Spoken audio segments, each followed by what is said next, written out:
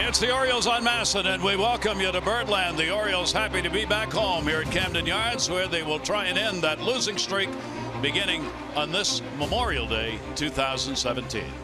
Hi, everybody. I'm Gary Thorne, and welcome. Delighted to have you with us. Memorial Day, of course, celebrated around the country today. There'll be a moment of silence, which will be observed here and everywhere in the nation at 3 o'clock Eastern Time this afternoon. And, of course, lots of ceremonies, wreath layings, and flowers to the cemeteries where those who gave their lives are now buried. Taking a look at some of the history of this Memorial Day, it goes back a long way. 1865, there were free slaves who gathered in Charleston to commemorate the death of Union soldiers at the end of the Civil War. They decorated the grave sites with flowers. That may be where this came from. It was not until after World War I Memorial Day was expanded to honor those who died in all the American wars, and in '71 Memorial Day was declared a national holiday by an act of Congress.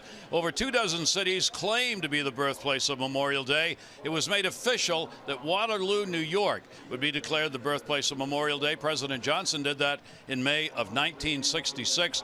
That one maybe not historically correct, but like Cooperstown, I guess, that's the decision that was made. Jim Palmer, great to be back with you here on this Memorial Day. Well, it's great to be here in Memorial Day. You know, it's funny, if you're in the baseball business, whether you're a player or a broadcaster, I think every day is the same, but it really is not today. And, you know, I started my career, almost 20 years at Memorial Stadium. So, you know, just want to thank all the people that in the past and the men and women that still protect us, and with all the stuff going on in this world and all the access you have to all the things that are happening, again, deepest gratitude. And we will recognize Memorial Day during our broadcast here today. Baseball, indeed, it is part of the Memorial Day festivities. The Yankees and the Orioles, a very important set coming up.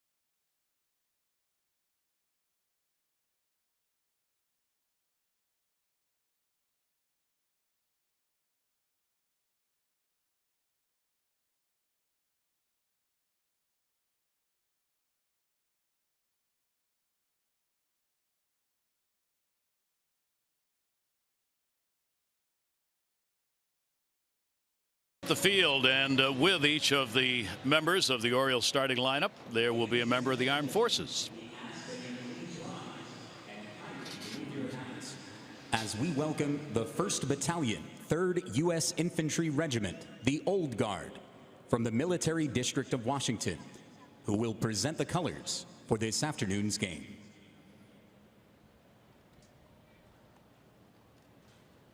On this Memorial Day, the Orioles, along with Major League Baseball, would like to take a moment to pause to remember the brave men and women who have made the ultimate sacrifice in service of our country.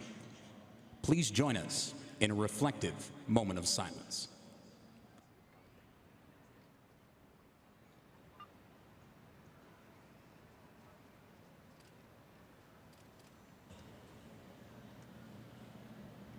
Thank you. Ladies and gentlemen, please remain standing as we welcome Sergeant First Class Randy White, who will now honor our nation with his rendition of our Star-Spangled Banner.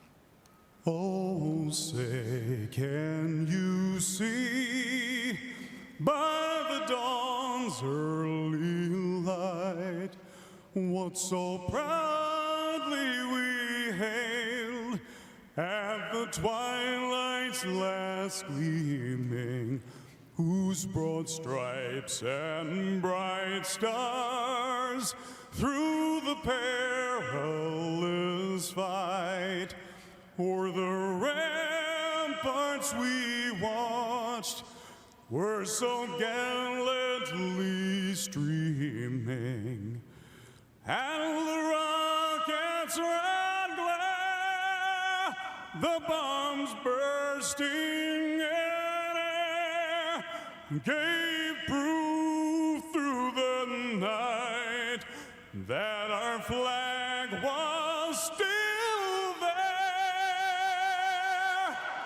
Oh, say does that star-spangled banner yet wave o'er the land of the free and the home of the brave?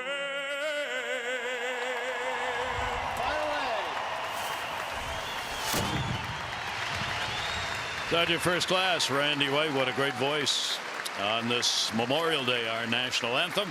The big house with some sun coming out. And Orioles baseball on Masson is brought to you by Southwest. Yes to low fares with nothing to hide. That's transparency. Cloudy all morning. A little light mist fell through a lot of it. BGE Home, Baltimore's home team for heating, cooling, plumbing, and electrical. Why would you call anyone else? 67 degrees over some partly overcast skies here, and not much of a breeze at all to start our ball game today. Let's take a look at the starting lineups for the Yankees. They will have Gardner, Sanchez, and Holiday, Castro, Judge, Didi Gregorius, Hicks, Headley back in, and Chris Carter. Chase Headley has not played for the last two. You got to get him in on Memorial Day, though, and you take a look at the numbers he has put up on this holiday. So the Orioles trying to get out of the 7-game losing streak, and headed to the mound to try and do that is Dylan Bundy. Yeah, so Dylan comes on. This will be his first start against the Yankees this year. A couple of appearances last year as he comes out. So again, having a great year. Will just be Bundy. Gary, you talked about the 7-game losing streak, so you don't have to do anything different than what you've done. Coming off a game where he got outpitched by Irvin Santana, but only gave up 2 runs. Another quality start. In fact, every game he's pitched this year, with the exception of the game we did in Detroit, a quality start. You know, and again, I mean, he's been so steady. And then I think everybody thought that Kevin Gausman would be the #1 pitcher, but he's turned out it's Dylan Bundy. 10 wins last year, 7 of them as a starter. And again, the amazing thing to me as a former pitcher is the way he's mixed his pitches up for somebody as young as he is at 24. Dylan Bundy, his first start this year against the Yankees. It will be his 3rd start, 5th appearance. His record against the Yankees, 1-1, an ERA of 5.4.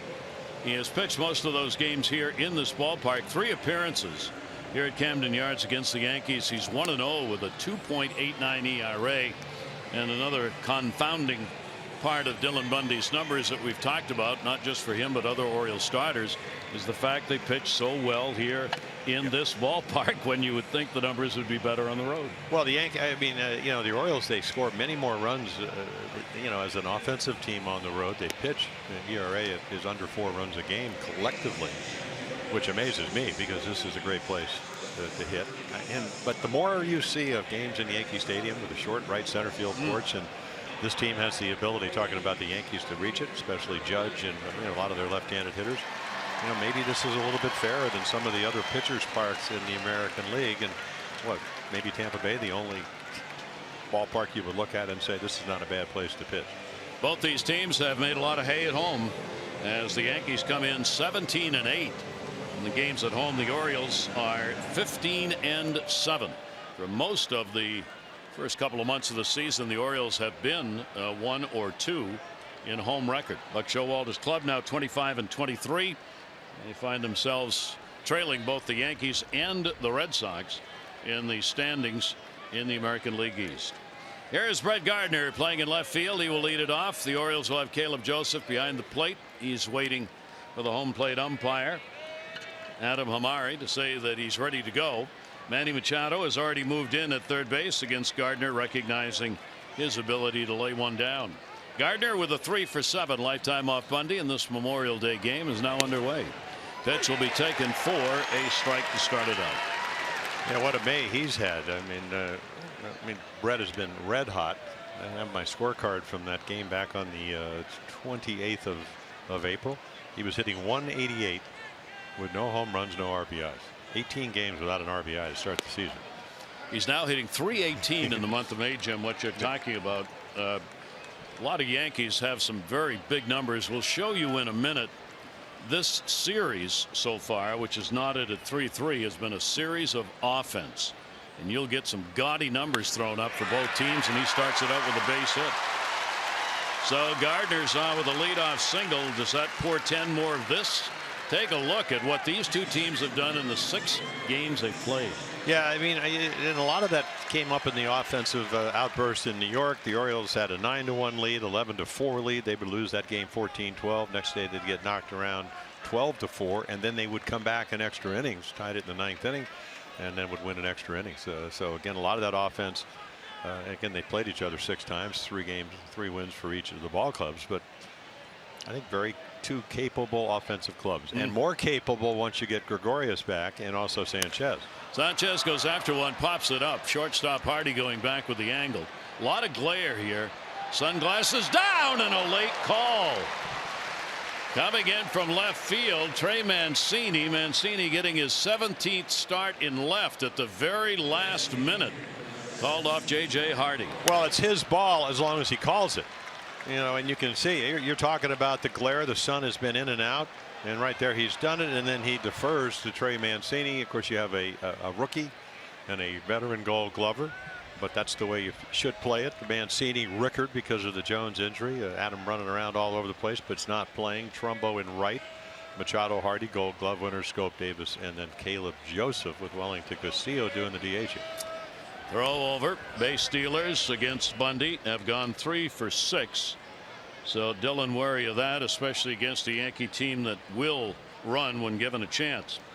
At the plate, key to the Yankee ball club, as he will be all year, is their designated hitter Matt Holliday. The 9 homers and 30 RBIs. He has never faced Bundy before, and will take the pitch for a strike. The Yankees come into this series first in runs in the American League.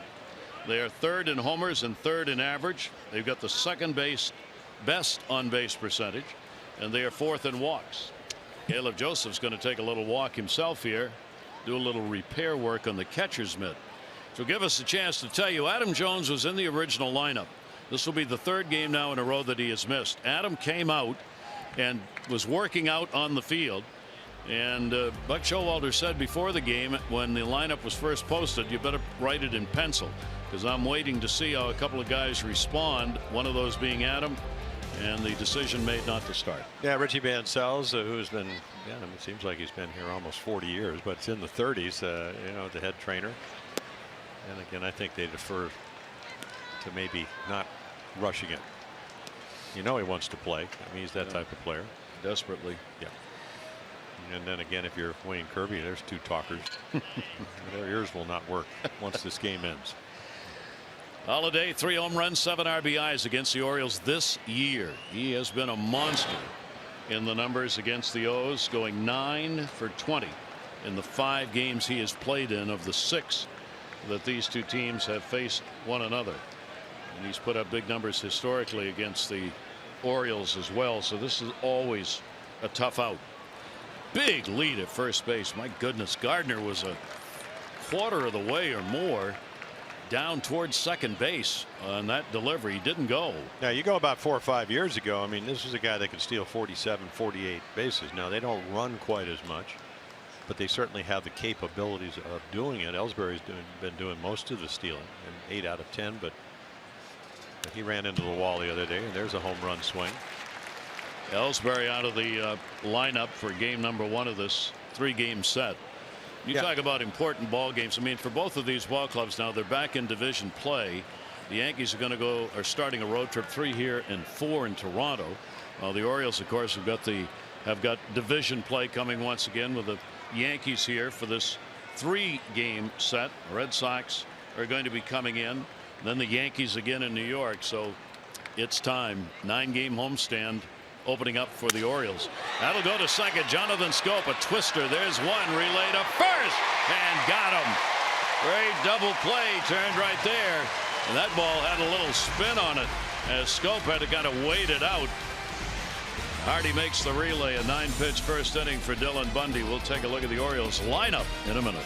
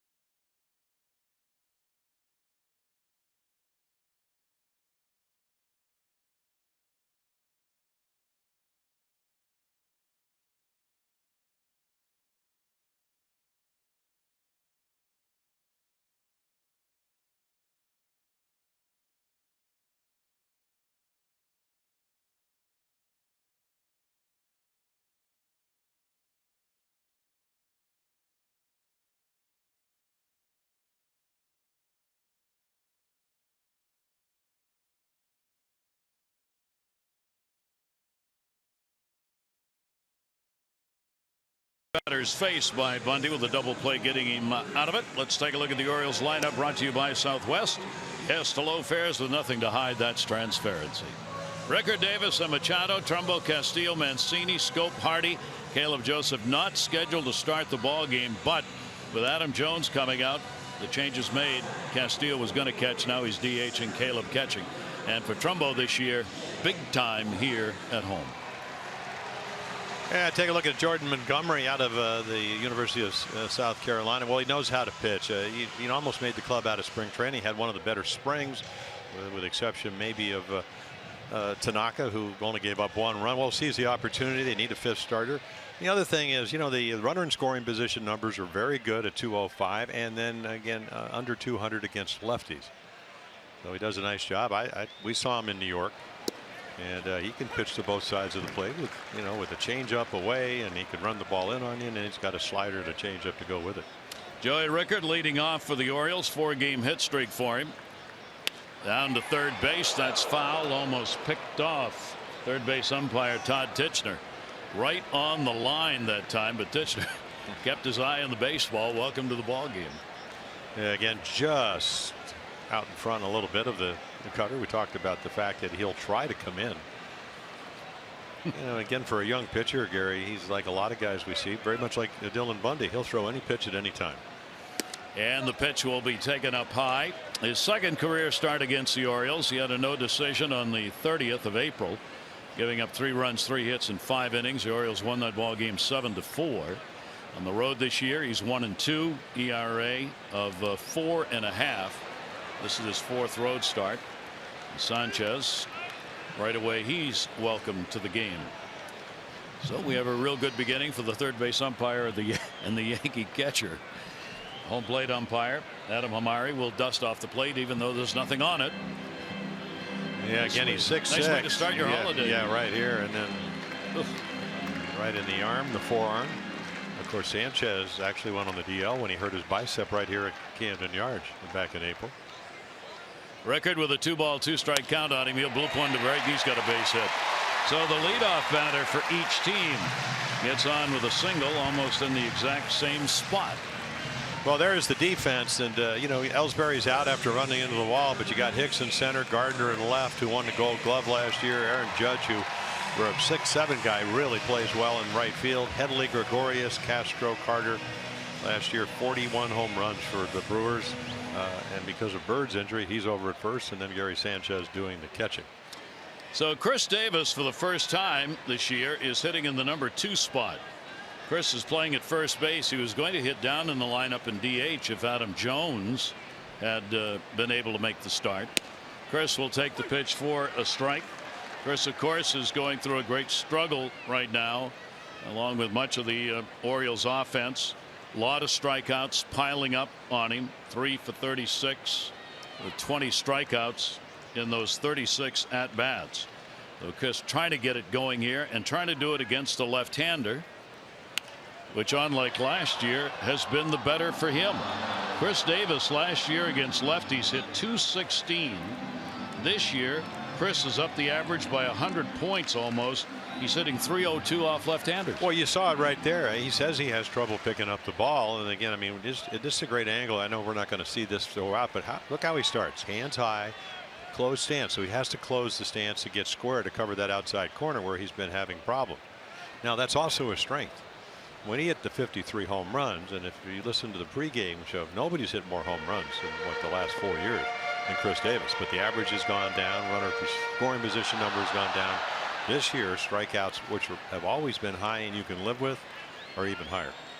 So again, they're trying. You saw Scott Coolbaugh. He's trying to get him maybe to even get a little bit more square to the plate.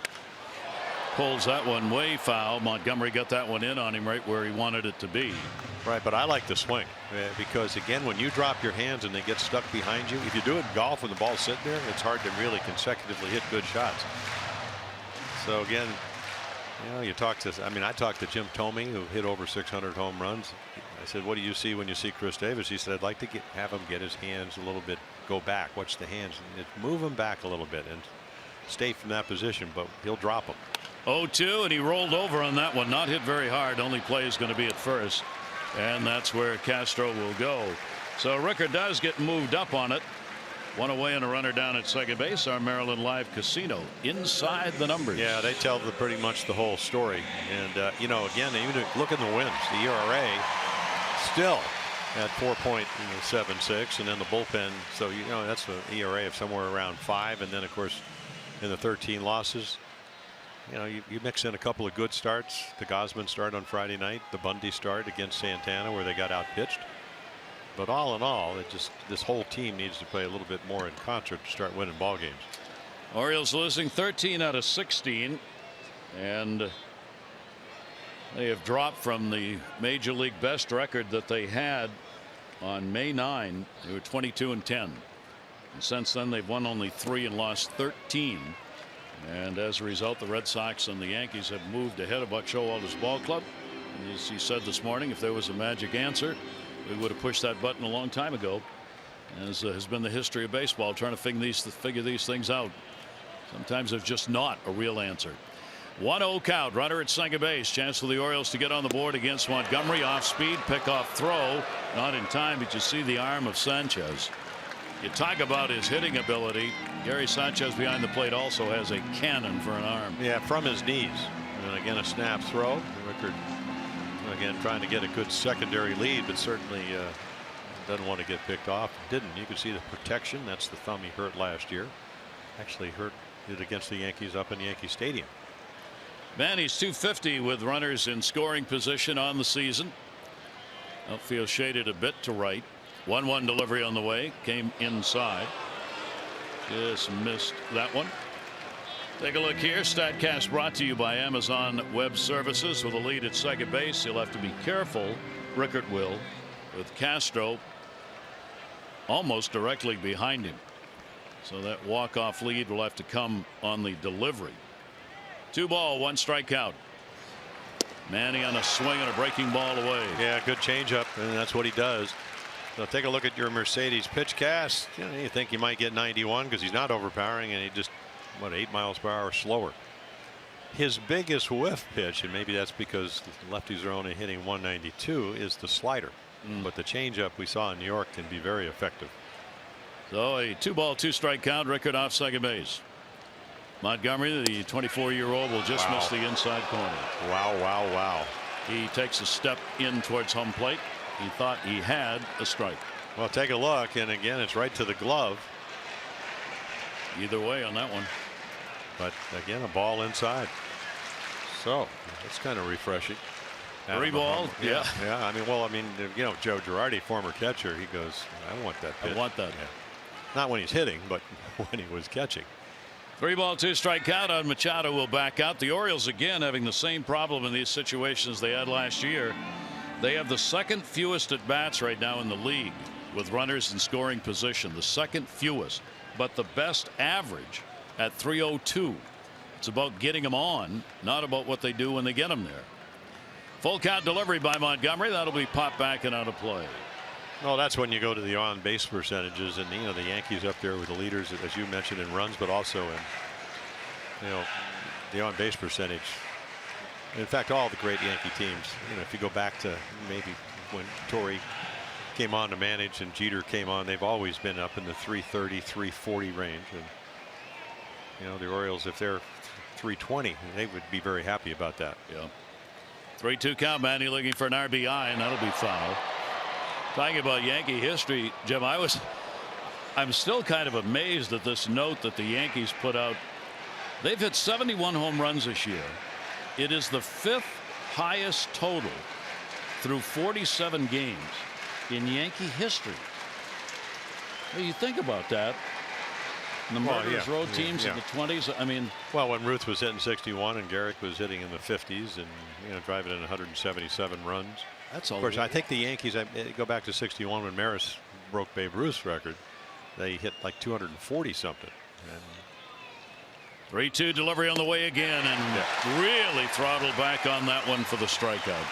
Yeah, if you sell it well enough, and he does, with good arm speed, you can get away with one right. I mean, that ball's right down the middle. It's not like he threw it down and away. I mean, Gallus Keuchel didn't give you a whole lot of pitches to hit on Saturday for the Astros against the Orioles. But again, 6-6, throws the ball downhill and just can't quite time it. 8 pitch at bat. Machado out of there on a strikeout. 44 strikeouts in 47 innings for Montgomery. He gives up fewer hits than innings pitched. 40 hits in 47 innings. Mark Trumbo getting the start in right field, batting cleanup. A little too long here, and that will bring Sanchez out to the mound. This is one thing the Yankees do a lot of, to the frustration of opposing teams. You will see visitations to the mound by Yankee catchers and conferences. A lot of them, and like this one, they tend to last a long time. There is a theory going around Major League Baseball. We'll maybe have a chance to talk about it a little later. One of the reasons the game times have increased this year is that pitchers are taking a longer count between pitches than they have in the last 2 decades. And another way to gain more time for a pitcher to do that is having the catcher go to the mound more often. 2 down, still a runner at second, bigger lead for Rickert, and the fastball is going to be away at 90. Yeah, we saw Evan Gattis do that yesterday afternoon in Houston.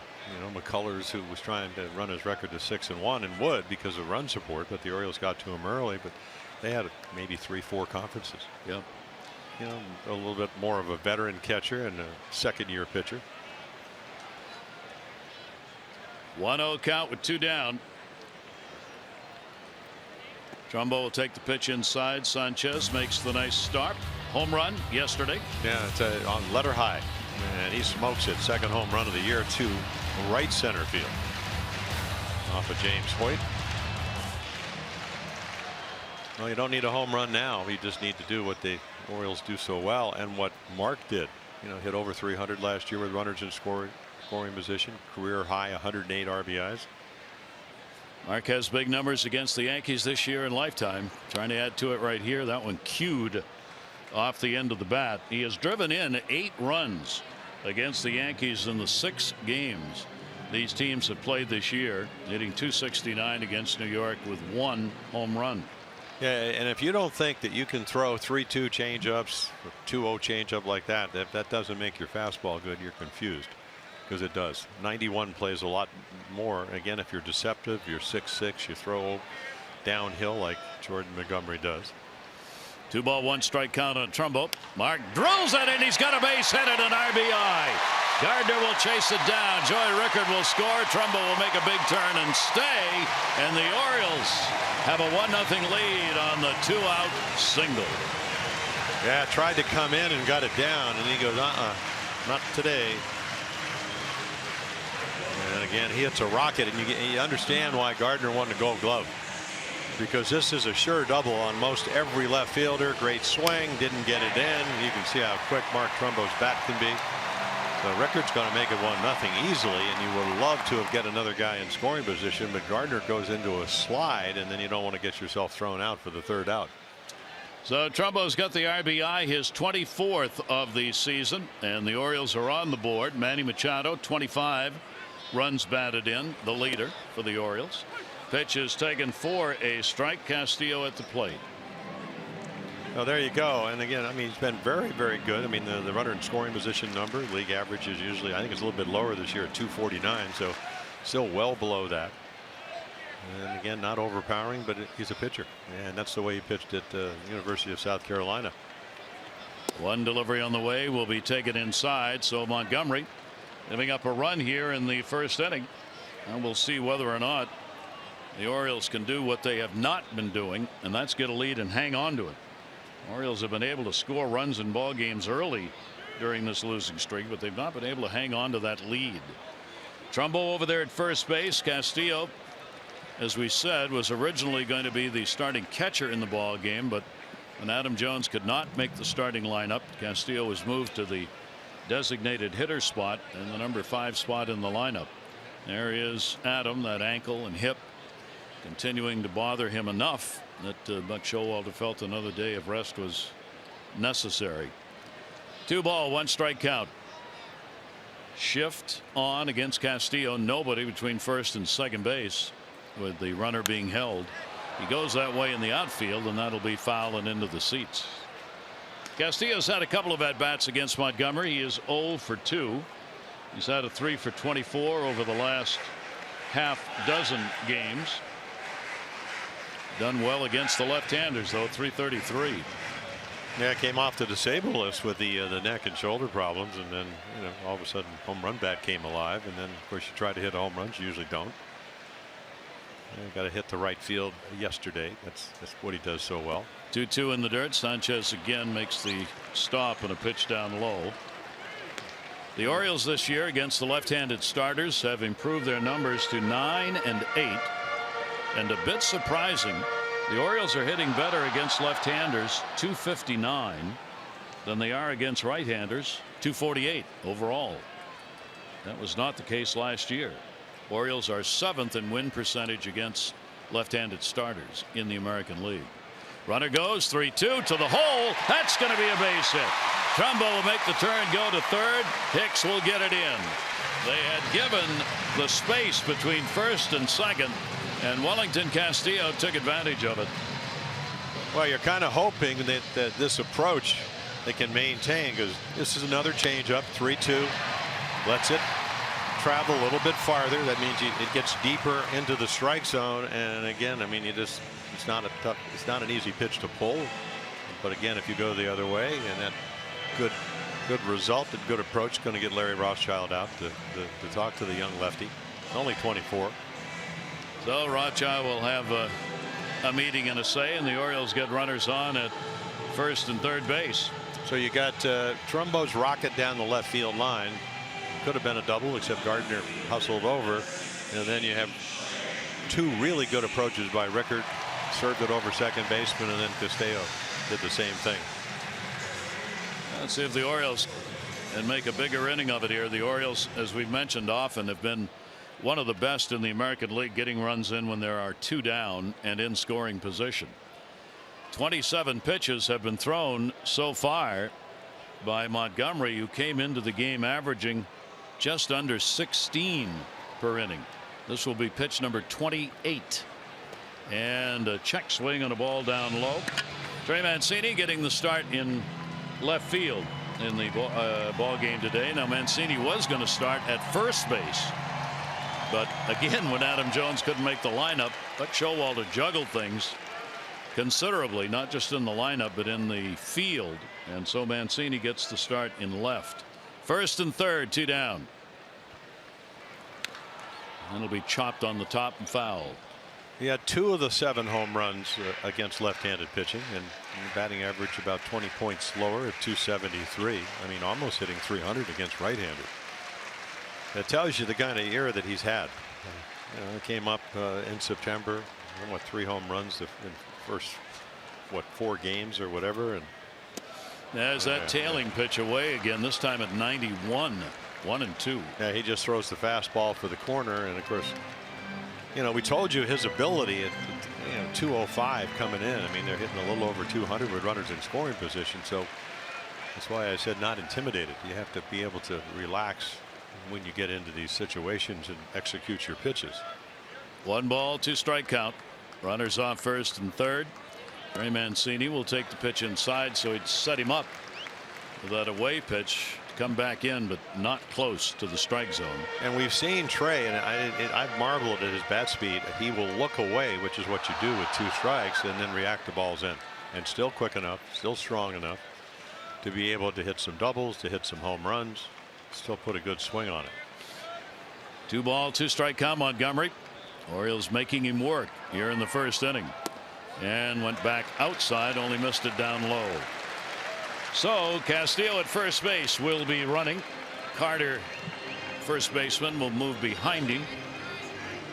Still close enough so he's not going to be able to walk off a big lead over there. Carter looked over to Joe Girardi as to how he wanted to play this. He doesn't want Castillo just to be halfway down to second base on the pitch. Here's the 3-2 delivery. Mancini, big cut, fouls it straight back.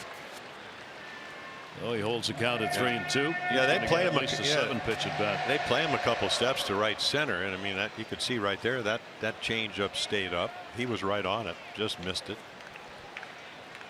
Hits the ball to left center field. Castillo, who doesn't run well, will probably score. He's getting a big lead on the 3-2 pitch, going on the pitch. Montgomery with another 3-2 delivery, runner going, and he gets a strikeout. So 2 strikeouts, but the Orioles get the run. Trumbo picking it up on an RBI base hit, and after 1, the Orioles have a 1-0 lead.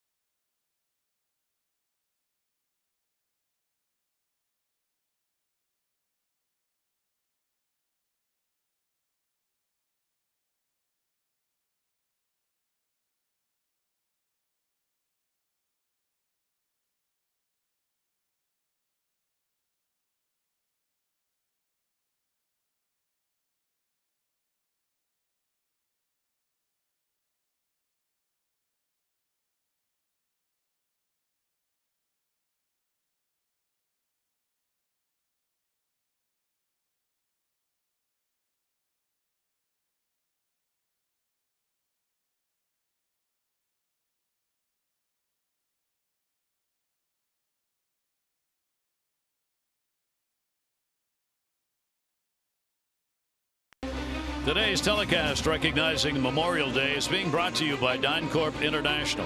We serve today for a better tomorrow.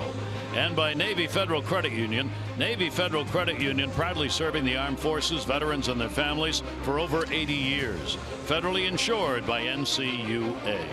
And our ball game here on Masson. Recognition of Memorial Day, thanking all of our past and current members of the U.S. military for their work and dedication in protecting our country. Big crowd on hand here at Camden Yards for this Memorial Day game.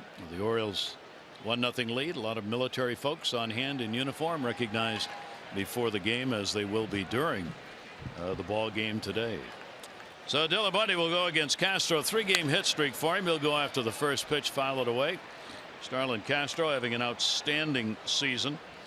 323 average on the road, 325 overall. He's just put up some big numbers, anchoring the cleanup spot for the Yankees. He is 2 for 7. Lifetime off Dylan Bundy. Ooh! Second batter that Bundy has hit this year. The first one all Oriole fans will remember is in Boston. So the leadoff batter on in each of the first 2 innings. Yeah, again, just trying. I don't think he's trying to get obviously that close, which is very much what Alec Asher did down in Houston. He got 2 strikes. Not that this was the case, only 1 strike to Castro, but plunked him. So that'll bring the judge to the plate. You look at the numbers, what more need be said, I guess.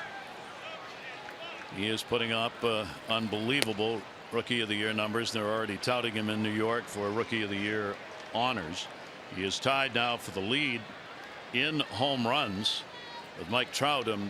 We'll look for a report today on Trout. Hopefully he is going to be all right. Had to come out of the ball game, the bad hand yesterday, and Major League Baseball doesn't need to lose Mike Trout. That ball's hit high in the air. Center. Rickard is there. Look out. The catch is made by Trumbo, and what he was doing there is beyond me. Tagging up is Castro, who goes to second base. Well, again, by miscommunicating. And again, Rickard's not a center fielder. We saw that down in Houston. And again, I mean, he doesn't call it, and Trumbo's over there. Now he says something. Probably didn't hear him. And then, of course, they forget that he had hit Castro because he is going into scoring position.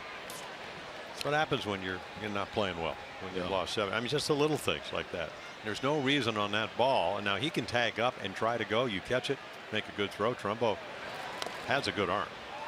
D.D. Gregorius will foul that one off and felt it. Well, he came back on that to the night the 28th of April when we got back, and then he proceeded with the Yankees winning 2 out of those 3 games, going 7 for 15. And he's been red hot ever since. 4 RBIs, part of that 7 for 15 he had against the Orioles in that series he played. Runner at second base, 1 away. Orioles up 1-0. Gregorius will take the pitch up, leans him back a little bit. He is 2 for 6. Lifetime off Dylan Bundy. Left-handers hitting .248 off Bundy. The right-handers .224. Dylan comes in with the 10th best ERA in the league, 2.92, and here at home a 2.16 ERA, which is 5th best in the American League for a home earned run average. 1 ball, 1 strike count. Pretty good lead. Castro at second base. And that pitch way up high. Dylan not happy with that release. 2-1. Yeah, so Keuchel, who's 23-5 at home in the last 3 years. Verlander pitches well. McCullers, saw him yesterday. And then Jason Vargas, who had a great start. At one point was 5-0 with a 1-point ERA. And then Dylan. Here's the 2-1 delivery on the way. That'll be chopped to first base off the glove. Run's going to score. They're trying to wave him home. He waits and goes back. Wow, Castro rounded third. He was being waved home feverishly, but for some reason wanted to turn around and watch the play rather than believe his third base coach. Well, Joe Espada, he gets a better read on this. I mean, this is probably going to be an out. And again, Castro doesn't watch him. You can see how far he's down the line, and So right here, I don't think he knows. And he could have scored easily. Good chance of that being just a routine out. But Chris Davis, again, you never know when to go. But the deflection. So the Orioles, at least, I don't know if they get lucky because they still have first and third and only one out. Chance for a ground ball to get out of the inning. That's why you trust your base coach in a situation like that, rather than trying to turn around and find the ball, which is not going to be easy to do because he didn't realize it had deflected off the glove. So he's looking in the outfield somewhere, or he's looking to see if it was caught in the infield. All right, one away. Here's Hicks starting in center, switch hitter. Will take the pitch up high. Runners on at first and third, and only one out. And Aaron Hicks working against Dylan Bundy. Hicks hitting just .207 with runners in scoring position so far. And after a hit off Bundy, he's gone 0 for 2 against him, the only times he's faced him. Yeah, but he's been hitting well. And again, if you lose Ellsbury for any period of time, he can play center field. He's a switch hitter. Good off-speed pitch, but will miss. 2-0. We've got Chase Headley, who's not been hitting well, waiting on deck. Yeah, it seemed like last August, he hit 280. He had been hitting under 190 the whole year, 4 months. And then all of a sudden, whatever they were trying to get him to do, it starts to work. But we saw him first when he came up with the Twins. And he puts that one in the air to right field. Trumbo's got a long run to get there. Runner will tag. Throw's going to come all the way through to the plate, and not in time. So an RBI for Hicks on a sacrifice fly, scoring Castro. Gregorius will stay at first base, and the ball game is tied at 1. Now you hit a guy, it's just like walking him, and that's the last thing that Dylan Bundy wanted to do, but he did hit Castro. And then Hicks is saying, what can I get in the air? And it's a good thing that Gregorius doesn't go tag up, because he doesn't come close to hitting the cutoff man. 22nd RBI picked up by Hicks. And here is Chase Headley, struggling at the plate out of the Yankee lineup for the last 2 games. Back in for this one. Gregorius back to the bag at first. Didi Gregorius is 5 for 5 in stealing bases, and this is a situation where maybe you give it a whirl. 2 down. Bundy with a long hold, and the pitch away to Headley. Headley's had a 1 for 3 lifetime off Dylan Bundy. We showed you the big numbers he's had on Memorial Day.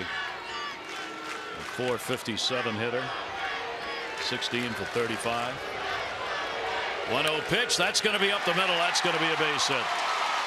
Turn will be made. Fielded cleanly by Rickard, who will get it back in, and the Yankees continue the inning with 2 away. Runners on at first and second.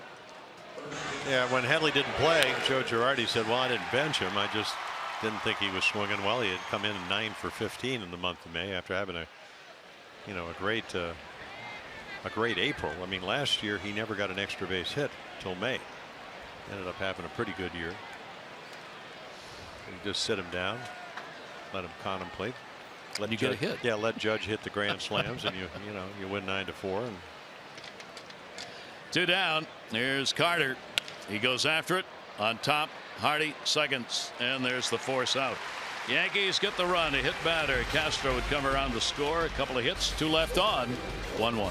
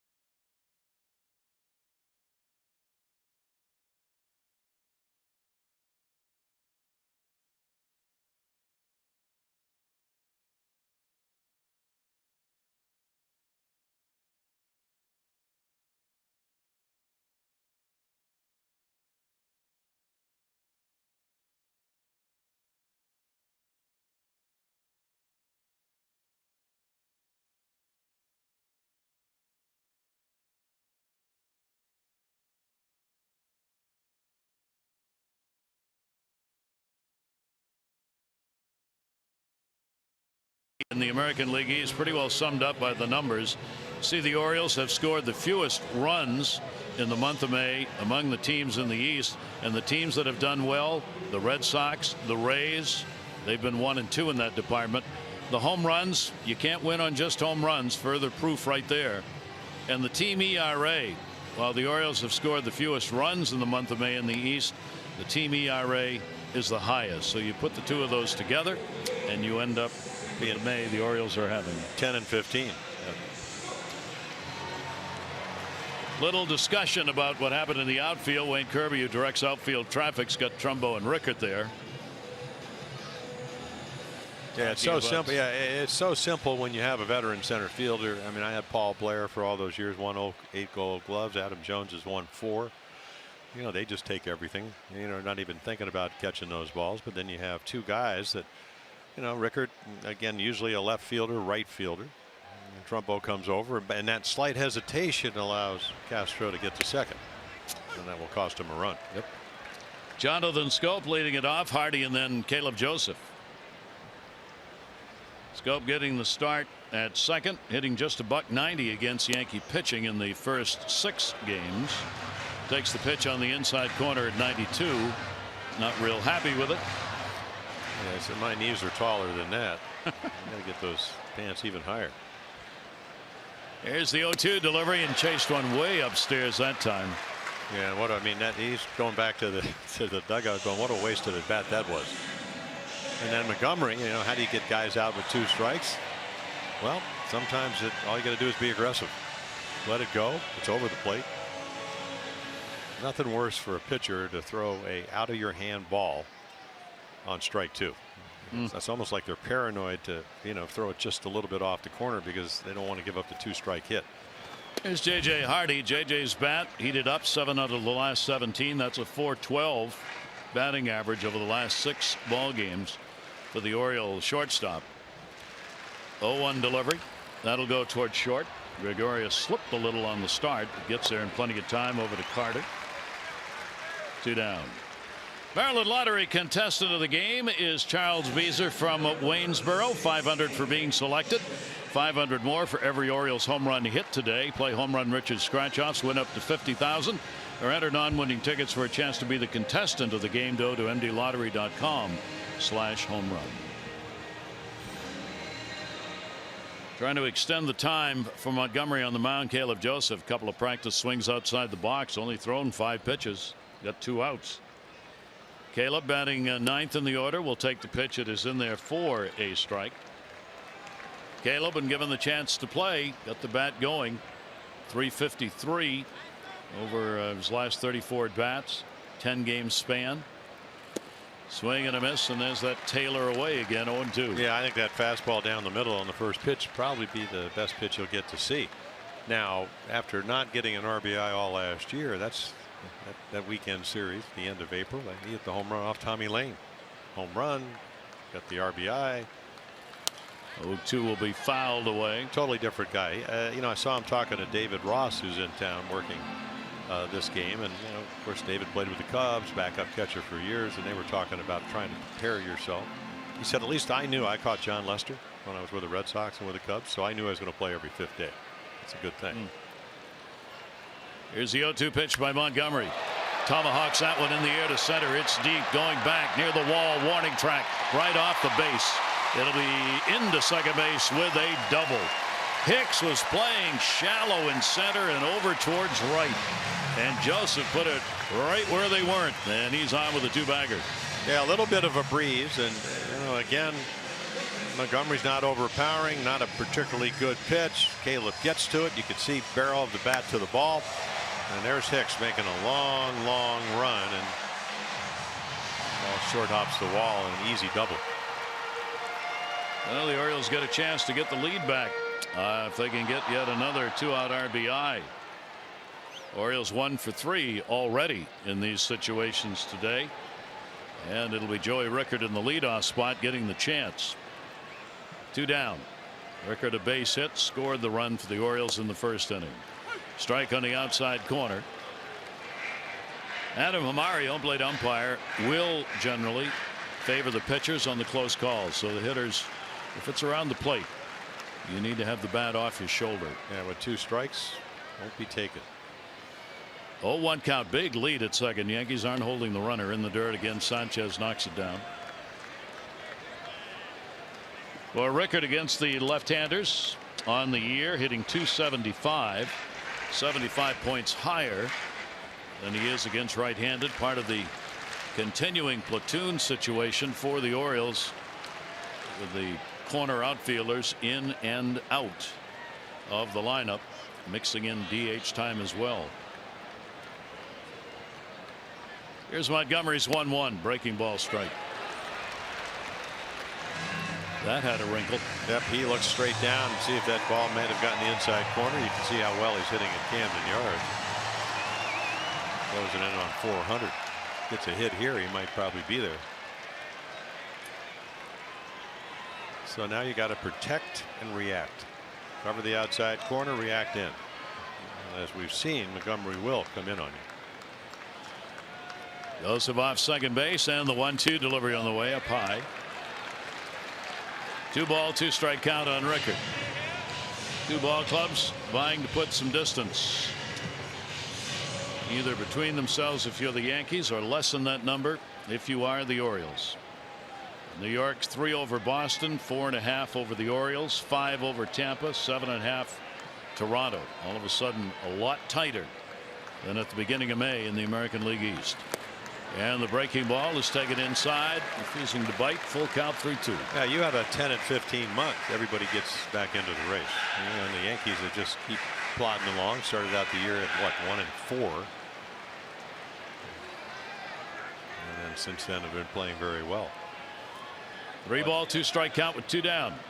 They're 28 and 14 since that 1-4 start. 3-2 count. Caleb off second base and chops that foul. And again, of course, a lot of the Orioles, they were once what, 21 and 10, now they're 25 and 23, but they're so good against the American League East at 17 and 10. So if you're going to get back on track, and you certainly with the 7-game losing streak want to do it, why not against the Yanks? Won't be easy. Yankees have some makeup games in the American League East. They've only played 20. They're 12 and 8. Orioles 27 games played in the East. 3-2. Runner off second base. Montgomery again delivers, and he'll walk it. First walk surrendered by the left-hander. The Birds are going to continue their AL East showdown with the Yankees tomorrow and Wednesday right here at Camden Yards. Game time both nights, 7:05. Great seats available. Go to Orioles.com or 888-848-BIRD. So Chris Davis will get the RBI chance. First and second. Chris grounded out his first time up. Another area in which Chris Davis has had some problems, batting just .188 with runners in scoring position. The Orioles need that RBI output from Chris. Obviously, he's got 18, 10 home runs, 18 RBIs. Castro holding the runner at second a little tighter now, and the pitch is in there for a strike, and again starts him out at 79. Yeah, and I think, as he said, not seeing the ball well, if you see that ball, that's a hanging curveball. And again, if you're 3 for your last 37 and you are struggling with 20 of those striking out, I mean, it's hard to relax. It's just the way this game is. If you're a pitcher, grip pressure goes up when you struggle. Well, that target was set up way outside by Sanchez, which is exactly where Montgomery threw it. And remember, Montgomery probably wants to be pitching to Chris Davis, because at least so far, and again, it's only in what, 9, or at least his first 8 starts. This is his 9th. 192 average against the lefties. 1-ball, 1-strike delivery on the way. This is one of those something's got to give at bats, because as we said, Chris has had real good numbers against the left-handers, and Montgomery has had real good numbers against left-handers too. Well, his biggest swing and miss pitch is the slider, but he's got to figure out. I mean, Chris Davis has to look at, okay, what am I going to look for? I mean, I still have an extra strike. I can look on my terms. I'm going to look soft. I'm going to look away. And Montgomery has to throw a strike here. 2-1 delivery and a swing and a miss and a pitch down and away. Throw through is cut off. Wow. Castro moving in, making sure that did not go through. That's a risky throw to be made right there. You hit somebody and it bounces away. We almost got the 6-6 guy. Oof. Oh, you've seen Montgomery. He's ducked 2 or 3 times already because he knows Sanchez will throw. He's not just faking it. So Montgomery goes down. I mean, Sanchez has got a giraffe between him and second base. Give him 10 inches. He's about as tall as a giraffe. 2-2 count. Breaking ball. Tried to spin that one and lost it. So another 3-2 count. Well, Montgomery's really had to throw some pitches. 55 and he's only retired 5. 3-2 away. Rothschild's got to be concerned about that. Yankees have already overused their bullpen this year, much as the Orioles have had to do.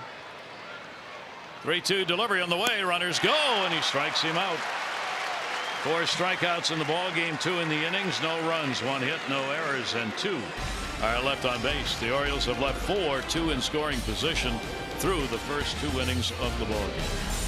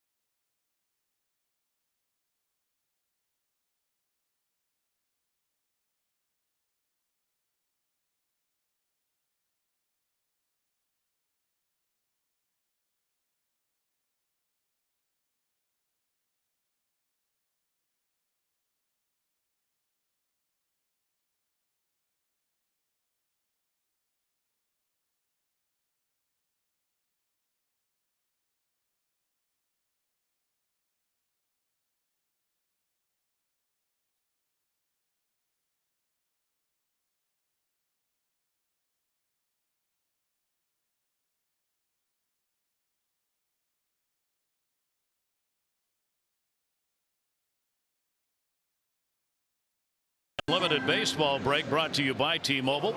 In our Major League Notebook, take a look at it. What does it all mean?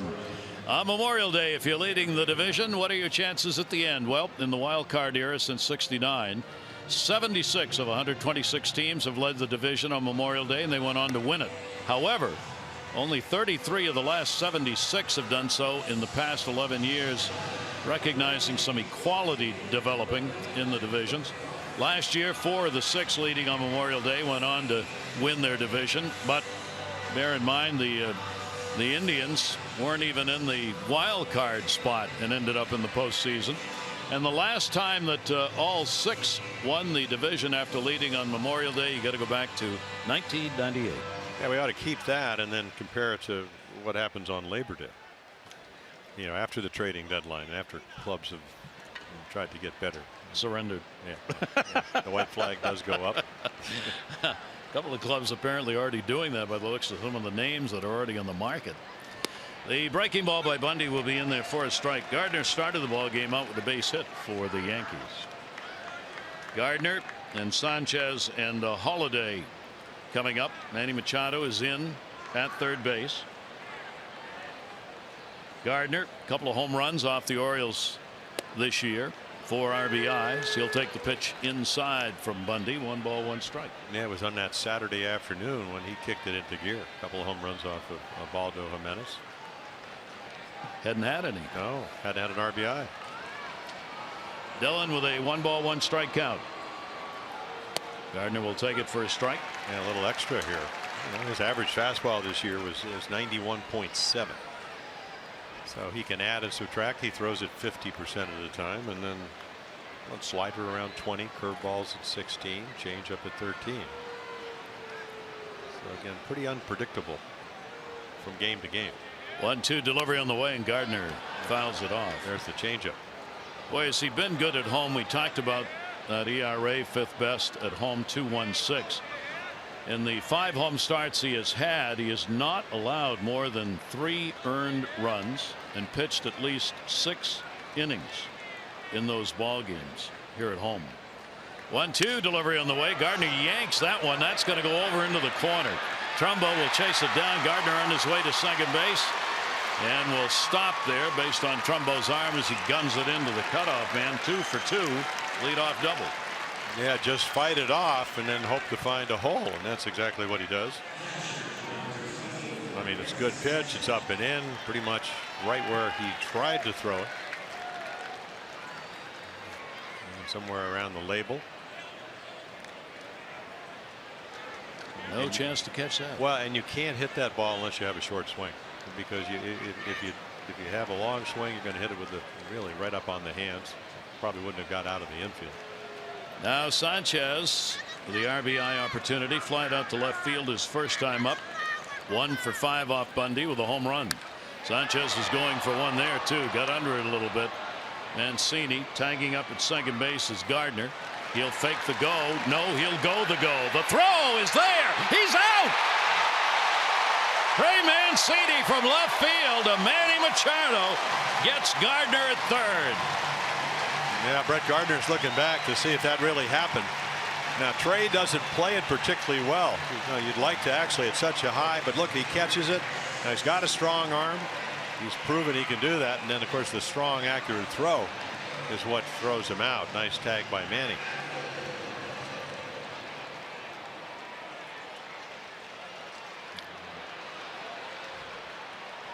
Gardner trying to test the arm of Mancini, and Trey comes through with a big play. So 2 down and the bases are empty. Sanchez on a fly ball double play. Here's Holiday, hit into a double play. His first time to the plate. The Yankees lose a scoring opportunity, trying to take advantage of gaining an extra base. 1-0 delivery will be popped up. Second base, Scope, Trumbo coming. Trumbo makes the sliding catch. Mark has been all over the place for the first 3 innings of this ball game. No runs, 1 hit. A couple of real fine defensive plays keep it tied.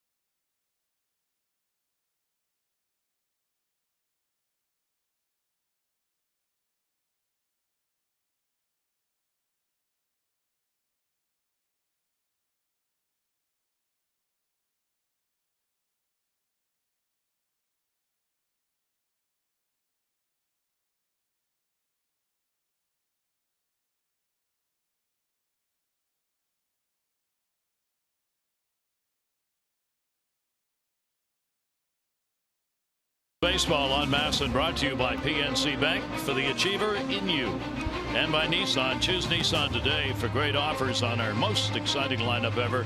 Shop ChooseNissan.com. Barry Thorne, Jim Palmer, as we remember on this Memorial Day. Yankees and Orioles tied at 1-1 on a warm early summer day. Memorial Day being the unofficial start of the summer. the B&O Railroad Museum. My stepson's favorite place when he comes to Baltimore. Yes. Good. Yeah. So you got the B&O, you got the warehouse in right center field here. And you got the museum, probably about 1.5 miles down the road to the west. He knows the history of all of it. Of everything. Love it. Here's Manny Machado. Manny, a strikeout victim, his first time up. 3 for 12 on the short road trip in Houston for Manny. Yeah, all doubles. Yep, 3 of them. And then he tried to add to that here by getting on base. 69% of leadoff batters retired by Montgomery. That one right off the top of the mast on Sanchez. And it goes to 101. Sanchez has had a couple that have come back and nicked him. Yeah, big swing right here. Fastball in the middle of the plate. I think that can do damage. Got the goalie mask on, which provides a little more protection with the reverberations inside, taken care of by some extra material. Fouled off into the seat. Souvenir for the folks. And Manny at 1 ball and 2 strikes. Yeah, looking at some numbers. Let's see, hitting the ball harder, but the average is down. Walking more, pulling the ball more. A lot more. Yeah, so maybe easier to pitch to. 1-2 delivery, and there's that tailing pitch, and Manny slams the bat down and breaks it, I believe. Well, he had a couple of pitches to hit. It didn't hit him, and then he makes a great pitch. I mean, this is about as good a changeup. You know, again, strike the ball, throw it for the outside corner. I mean, I just think his stance is a little different. He was open last year, but it wasn't this open. So right here, if your left foot doesn't come back to square, how do you hit a ball in the outside quarter of the plate, especially if you chase it? He's not happy with that result. 5 strikeouts have been recorded by Montgomery.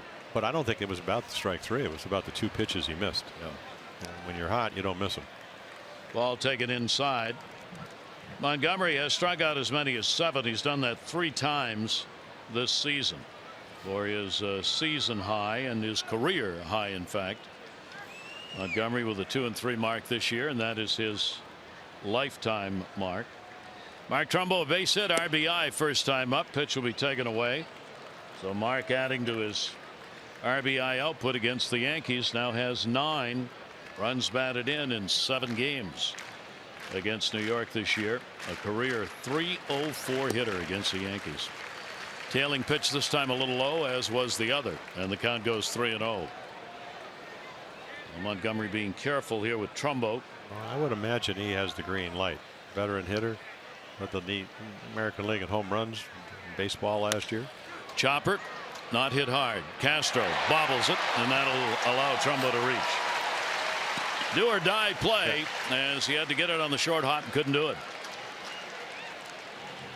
Yeah, he chases a ball that, you know, maybe a little bit high, maybe a little bit outside, and you think it's going to be pretty routine, but because he's got to come across the infield, he's playing up the middle.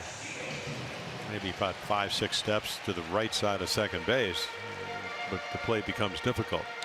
Error charged on Castro. Yankees coming in ranked 4th in the American League defensively in fielding percentage. Here's Castillo, a base hit, his first time up. Orioles will try and take advantage of an error, and the pitch will miss. Wellington, a base hit the other way. Yankees still not buying it. They still give him the whole right side in the infield. Castro, it was just out of Castro's reach towards the right field side on that base hit the last time up. Pitch is a broken bat fly ball. Big swing. You heard the bat shatter. Gardner puts it away. 2 down here in the 3rd inning. Today, the Orioles proudly joining Major League Baseball in honoring those who made the ultimate sacrifice by wearing special Memorial Day jerseys and caps. You can show your support by visiting Orioles.com/auction. Place a bid on these unique items. Each jersey, cap, autographed, authenticated, and the proceeds benefit the Fort Meade Alliance Foundation. The bidding will close on Tuesday, June 6th at 10. Again, that's Orioles.com/auction. That's going to be a base hit right center field.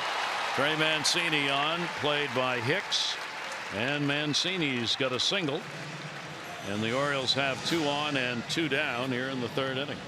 Well, again, this is the major leagues, but they always said about Trey, again, as he worked his way through the minors, he can make nice adjustments. Swung through a 3-2 fastball the first time. I'm sure he had a little talk with his hitting instructor. And just let the ball travel, and he does. And up the middle, he can hit the ball hard. Trey adding to a good day already. That assist, by the way, Trey had throwing a runner out at third, Gardner. It was his first outfield assist.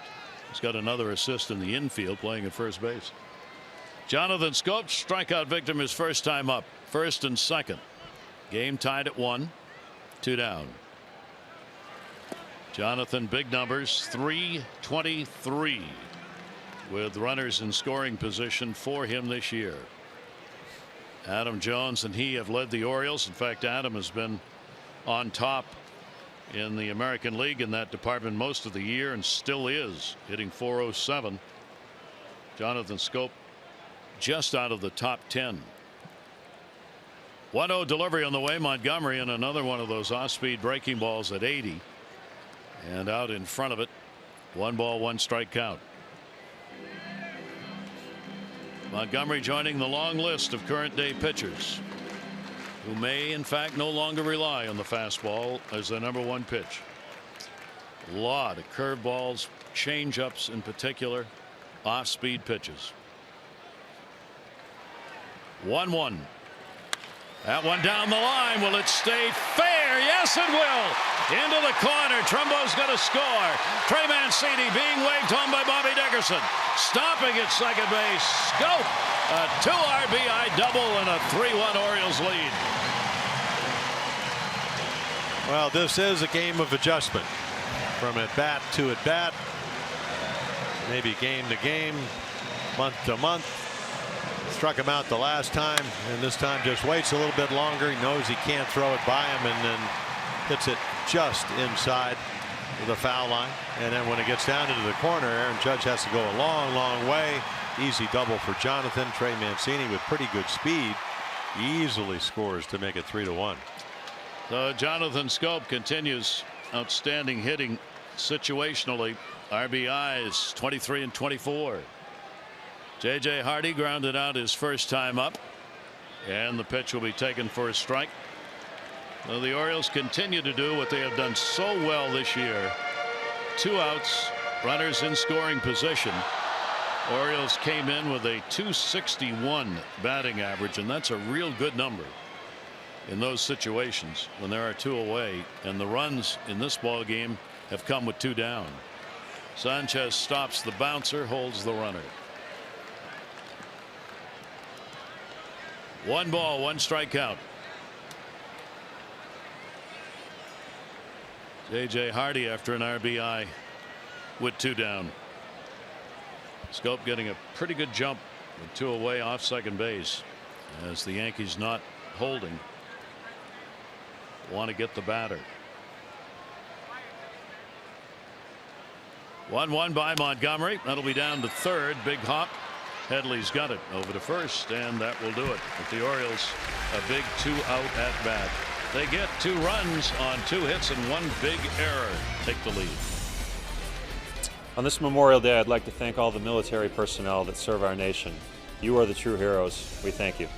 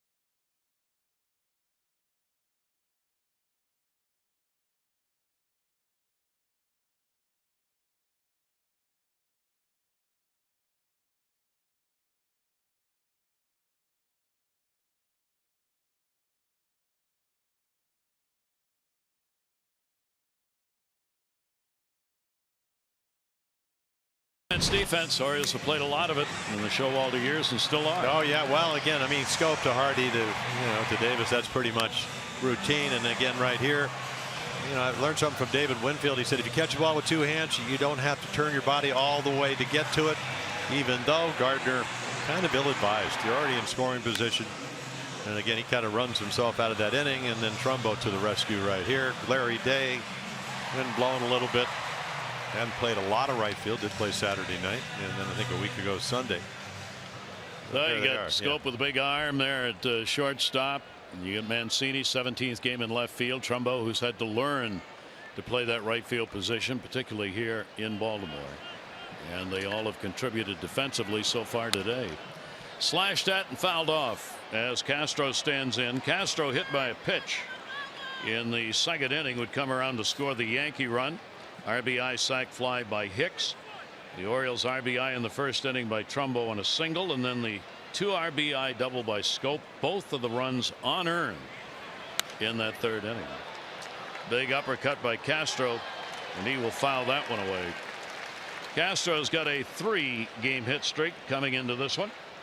He leads the team with 19 multi-hit games and is up there among the leaders in batting average at .325. He is 6th in the American League. Pitch will be taken up by Bundy, and a 1-ball 2-strike count. Dillon with a 2-run lead to work with. Second lead the Orioles have had in the ball game. And the 1-2 delivery on the way, and that'll be up and in as he continues to back Castro off the plate. 2 balls and 2 strikes. Yeah, I mean, he could hit pretty much anything. The Orioles, again, that first Friday night game in New York, they had a 9-1 lead, 11-4, 11-8 when he hit a 2-run home run off of Brad Brock, and then they would get another game run to score. That one hit in the air to left. Trey Mancini just shy of the warning track, puts it away, and Castro's retired. 4th inning of Orioles baseball is brought to you by the all-wheel drive RAV4 Toyota. What drives you? Visit buyatoyota.com for great deals. Aaron Judge coming up. Tied with Trout, 16 home runs. He is 6th in RBIs, 1st in runs scored, 3rd in total bases, 2nd in slugging, 2nd in on-base percentage. Both departments led by Trout coming into Memorial Day play. Talk about someone who's fallen in love with Yankee Stadium in a hurry. He's got the highest home batting average in the American League, .370. Well, he can hit it out anywhere. All you got to do is check out in batting practice, and of course there's a lot of guys that hit well in BP, but he could hit just routine fly balls to right field in the grand slam, right center. He's had more home runs at home than anyone else in the league, 12, and more RBIs at home than any other player in the league. And a big cut. That's the Judge rip right there, 1 and 2. Well, 13 home runs in the first 92 at bats, and then 3 in the last 71. And right here, he's trying to hit home run number 17. And that, again, Dylan Bundy, he's shown us he can get average fastball a little bit under 92, but he can go a little softer. He can add something, which he just did there at 94. 1-ball 2-strike delivery by Dillon. Judge will take it. Judge has had 4 home runs and 7 RBIs against the Orioles in the 6 games that they have played this year. And fact is, look, here's somebody baseball is going to try and build another big name on. Big time attraction. Did he go? Nope. Yeah, that's the pitch that last year he comes up at the end of the year. He hits a home run in his first game. Take a look. Does he go pretty far? Yep. With his power, that's a home run, but could have gone either way, and it goes in his favor. But he struck out 42 times in 84 at bats, and spring training was about using your lower half, using what experience you have, and it's paid off. And Judge on the off-speed pitch is gone. Great setup by Bundy for his first strikeout. Yeah, of all the pitches he throws, this is the one. He used it against Toronto. Didn't throw it a lot in spring training. Didn't throw it at all last year. Perfectly placed outside corner, 83, 84 miles per hour, about 10 miles per hour slower, and you could see him wave at it. So 2 down. Bundy after a 1-2-3 inning wants a new baseball here. Didi Gregorius coming to the plate, picked up a base hit his first time up. The left-hander has the distinction of being the most pull hitter in the American League. 76% of his base hits have come to right or right center field this year. That's the most in the majors. The list: Joey Gallo, Salvador Perez, Matt Carpenter, Mike Moustakas. They have been the big pull hitters so far this major league season. 0-1 delivery. So of course he fouls it off on the left side. Yeah. Well, he got it in on his fist. Now maybe it's, and I guess they play him pretty much straight away in the infield and a couple of steps actually to the opposite field. You can see Joey Rickard, your center fielder, up here on the top of your screen. Very rarely do you see this type of kind of defense in the modern era. Yep. Manny Machado is, I mean, he's kind of playing in the hole as a shortstop, but other than that, it's a straightaway infield. 2-strike count. Bundy looking for the 1-2-3 inning. Yeah, he's trying to figure out, okay, where can I go? I mean, he knows, Dylan does his due diligence. He knows who can hit, who can't. I mean, if I was pitching here, where can I go that, number one, I get him out, and if I don't, it'd be a soft single. 0-2 delivery down the middle and fouled right straight back. So Dylan holds him at 0-2. Those are some really low numbers. We talked about Jordan Montgomery at 205 with runners in scoring position. I look at his year, and we did the game in Detroit when they got him the early lead, and he threw the hanging change up to Dean Martinez. That's probably the only glaring mistake he's made all year long. Gregorius does go the other way with this. Trey Mancini will put it away for the out, and Bundy does have a 1-2-3 inning on this Memorial Day, remembering those who gave their all in service to their country in Washington, the World War II Memorial.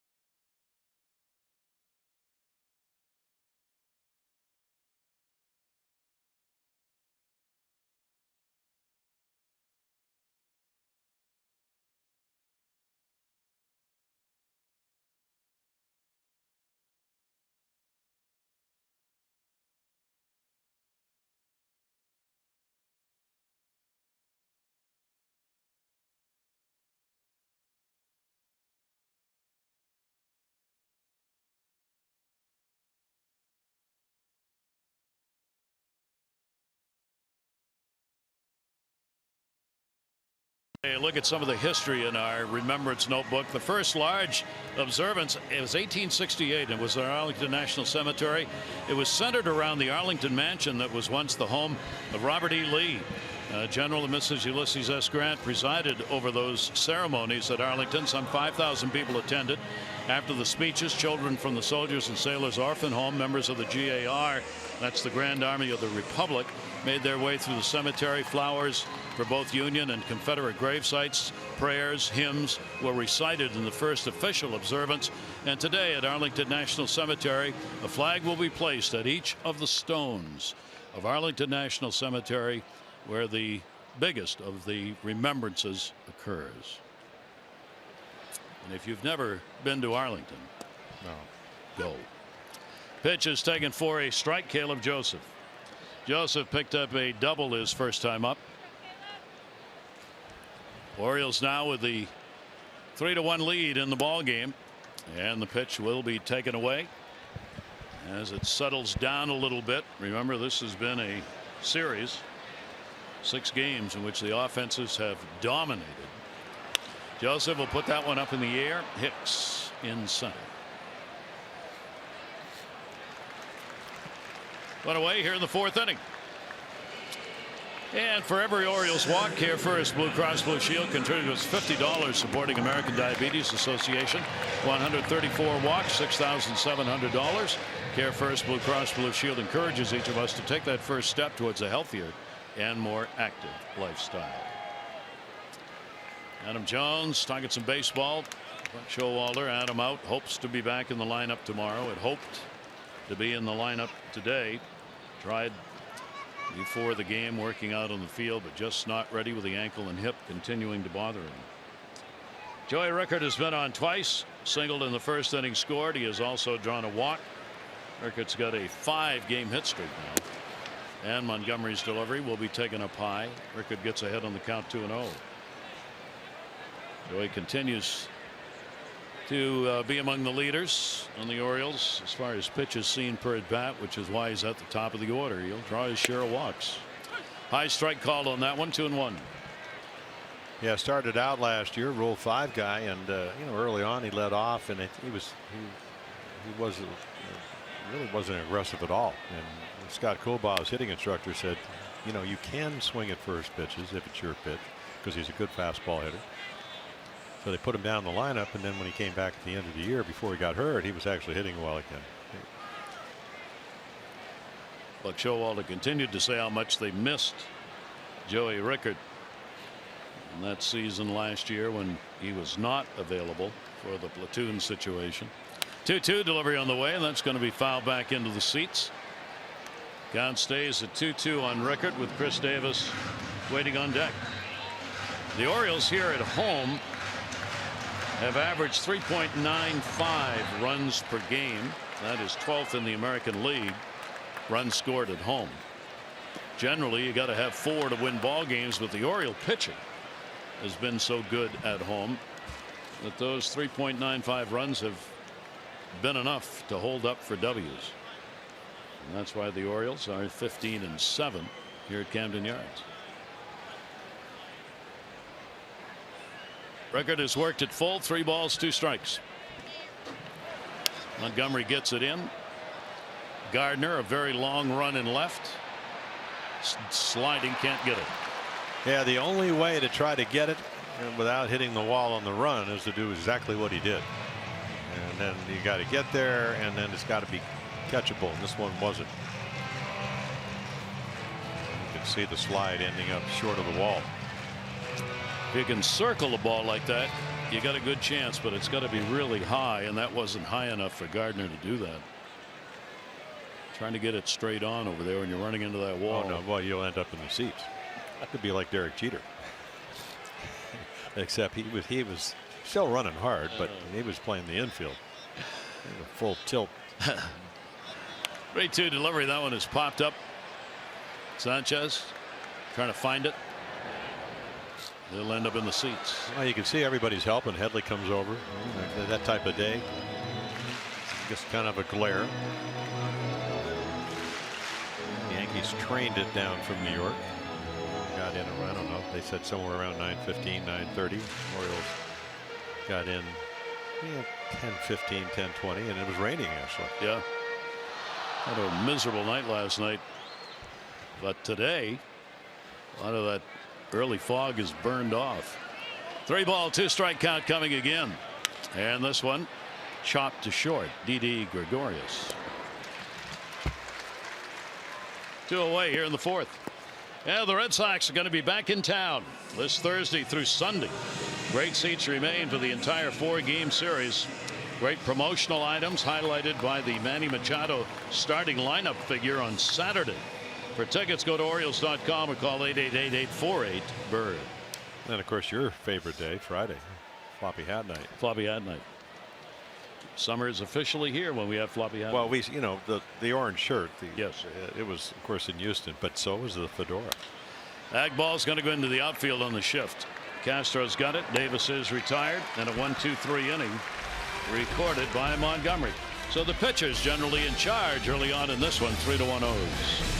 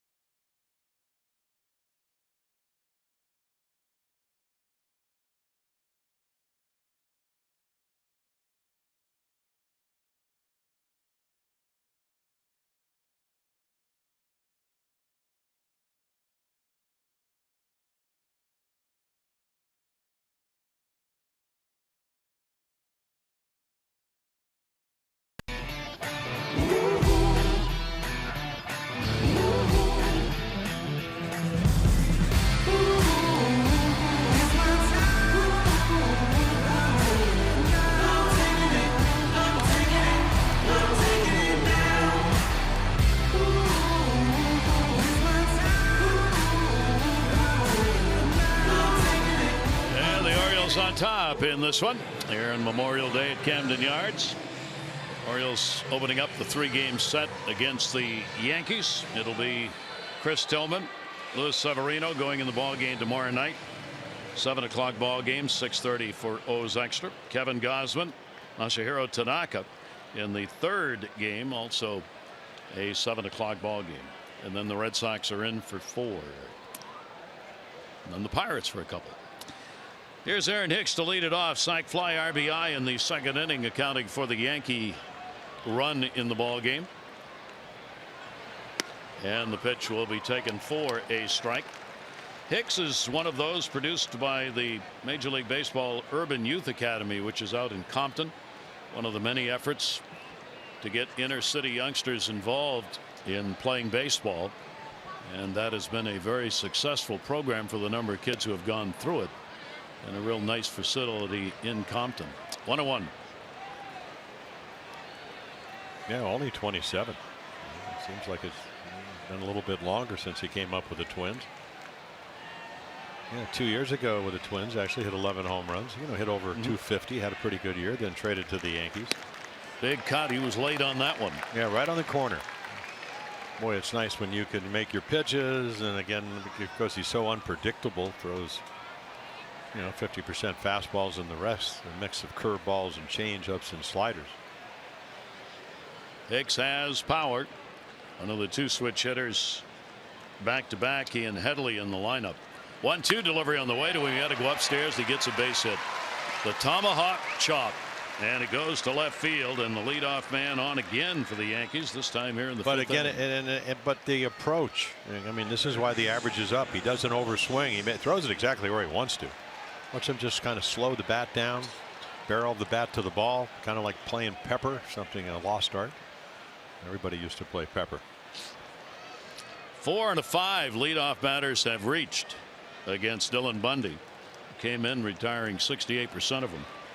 Here's Headley, base hit first time up. He goes after the first pitch, pops it up to center. Rickard's got that one. Headley is retired. 1 away. Take a look at our minor league report, brought to you by PNC, for the achiever in you. Yeah, Tanner Scott, again, the hard throwing lefty, so you can see 3 innings apiece. The base on balls have always been a problem. And again, you can see right there, maybe a little bit less than they were in April, just trying to get some idea. They don't hit him well. He always strikes out more than one an inning. And then in years past, the walks could almost be like that. Carter will take the pitch on the outside corner for a strike. Hit into a fielder's choice. His first time up. Yeah, he swung at a first pitch slider, a pitcher's pitch. Perfect little slider. Dylan Bundy, again, they did a little damage in the second, got the 1 run, and he got him out of the inning. Only 2 for his last 26. And another off-speed breaking ball is going to catch the inside corner at 81. Count goes 0-2. Yeah, I'm not sure he tried to throw it here, but it does catch the strike zone. Little backup slider. Dylan coming off the Minnesota game, 2 runs, 6 hits over 7, even though it was a loss. It was an outstanding start for Dylan Bundy. First start against the Yankees this year. 1 in 1 lifetime. And got him on a pitch away. He dominated Carter in that at bat. Well, when do we ever see 95? And right there you saw it. We've seen 94s today. Great day to pitch. Not too hot, not too cold. 95, knee high. Of course, you're always one swing away from tying the game up when you're down by 2 with Carter, who hit over 40 home runs for the Brewers. Buzzes it right by him. Again, another real good start for Dylan Bundy in this ball game. So the runner remains at first base. Now there are 2 down. Hicks the runner. Gardner's had a double and a single. Manny Machado cut of the grass at third. Gardner takes the off-speed delivery in there for a strike. Gardner raising his average close to 300 now against the Orioles this year. Overall, just 227 in this ballpark, coming in with a lot of games under his belt here at Camden Yards. Again, pretty much straight up D. Gardner will take the pitch outside. 1 ball, 1 strike. Well, when they were here in early April, he was an out. And again, and even the first game in New York, the end of the month, and then it all started. The hot streak against Jimenez. Came in only 3 for 19 during the Yankee homestand, but 2 for 2 here. Down to first base, foul. And Bundy will get ahead of him. A ball and 2 strikes. Hicks, who was already all the way down to second, will go back to first. Just a lot of quality pitches. And that's why, again, I mentioned the one glaring mistake was I get him a 3-0 lead. He throws a changeup to J.D. Martinez, who was about as strong as anybody. Had just gotten back from an injury and didn't make a good pitch. And very rarely does he do that. And they got the Tigers right back in the game, and then they would actually get 6 runs off Dylan, even though he had a great fastball. Went outside with it, looking for the corner. Right into the mitt, though. This is 95, and I think this is the way we saw him pitch last year as the season progressed. Showalter shaking his head, going, okay, maybe I ought to move the glove over a little bit. The ball was off the plate, but as the season progressed, so did the velocity. 2-2 count. Hicks not very far off the bag at first. Hicks has been their leader in stolen bases with 7 out of 10.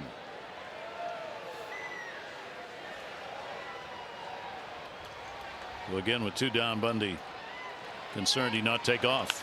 Ball in the air the other way. Trey Mancini was playing over there.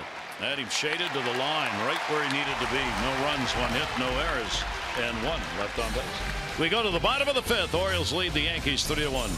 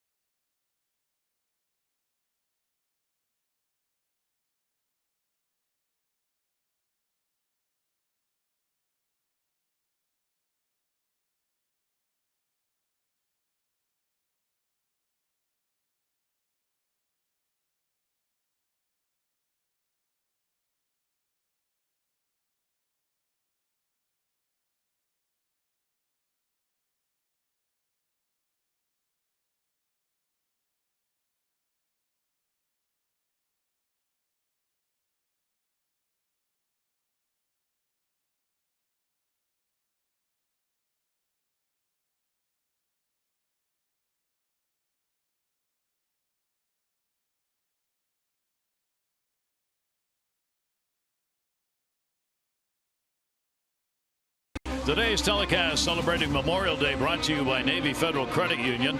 Navy Federal Credit Union is proudly serving the armed forces, veterans, and their families for over 80 years. Federally insured by NCUA. By DynCorp International, we serve today for a better tomorrow. And by USAA. Join USAA in honoring our fallen heroes. And here on Masson, we recognize on this Memorial Day all who have served in the United States military now and in the past. And we thank you.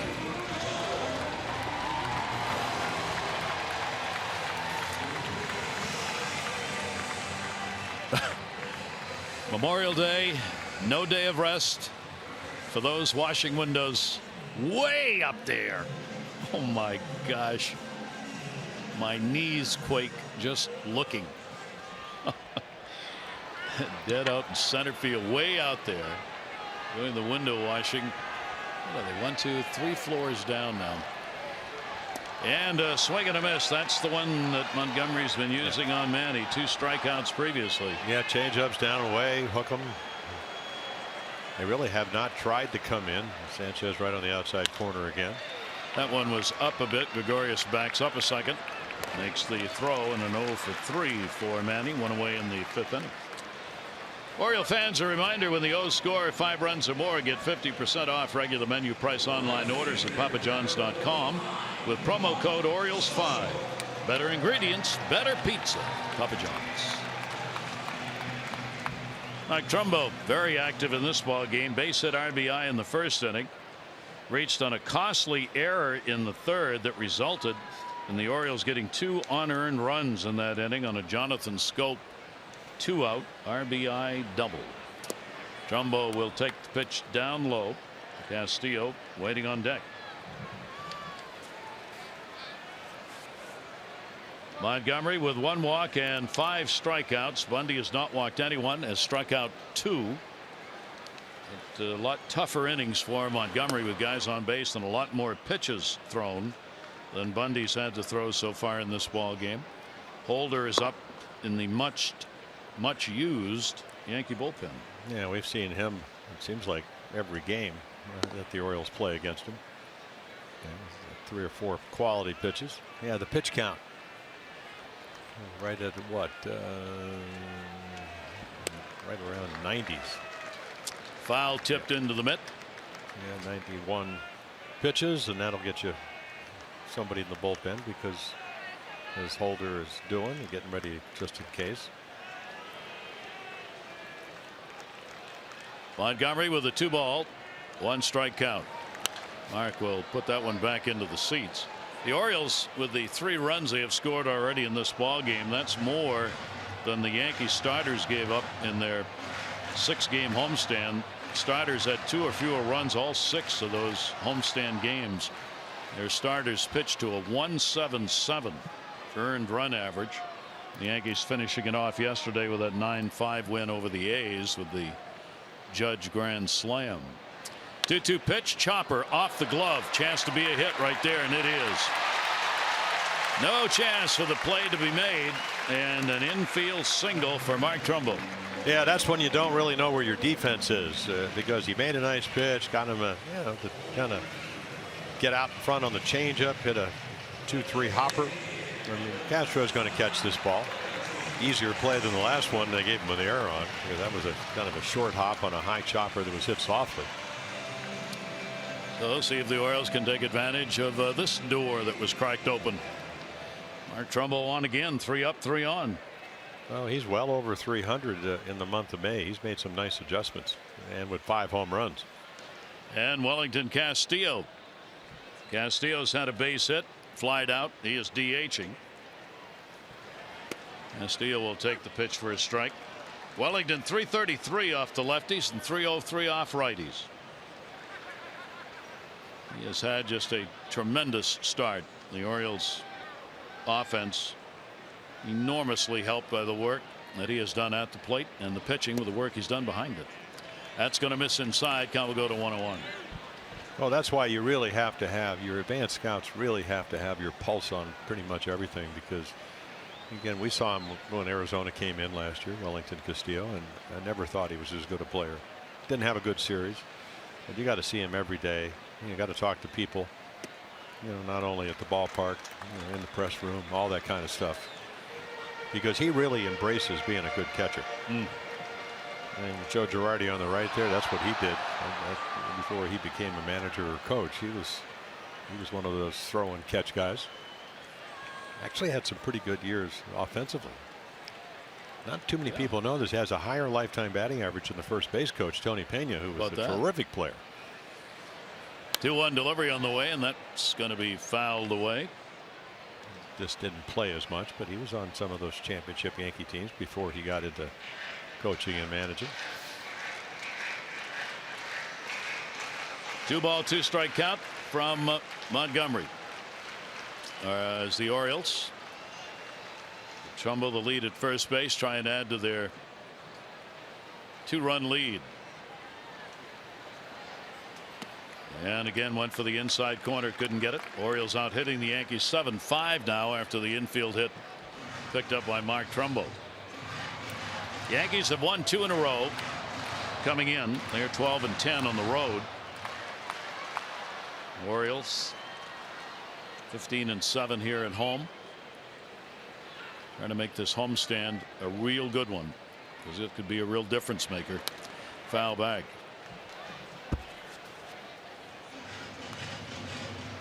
3-ball, 2-strike count continues.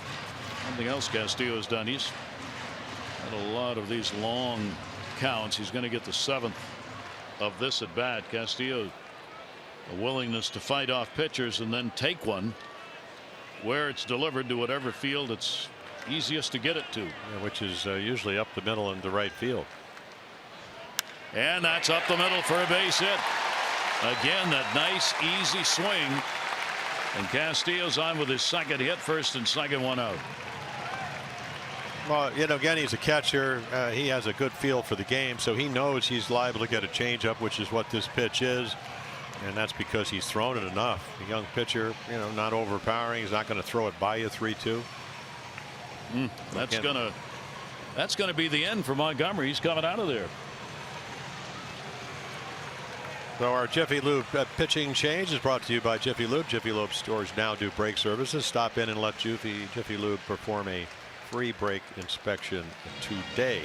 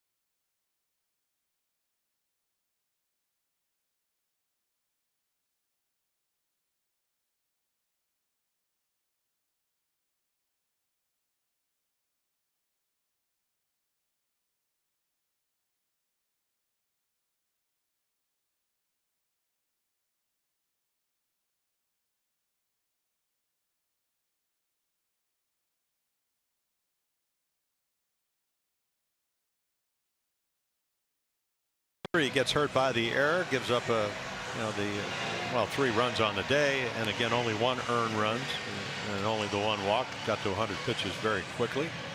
And again, when you're the Yankees and you're in first place and you have a pretty good bullpen, Holder will come on. He's already faced the Orioles 4 times this year, so low numbers. You can see he doesn't walk a whole lot of guys. He strikes out almost a little bit over 1 an inning.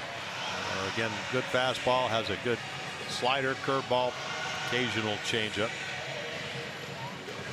He's only 23 years old and already a big part of this bullpen. Went to Mississippi State University, Buck Showalter. out of Nashville, Tennessee, where he was born and raised. And getting his chance at the major league level for real with the Yankees last year. Only 8 games and only pitched 8 1/3 innings.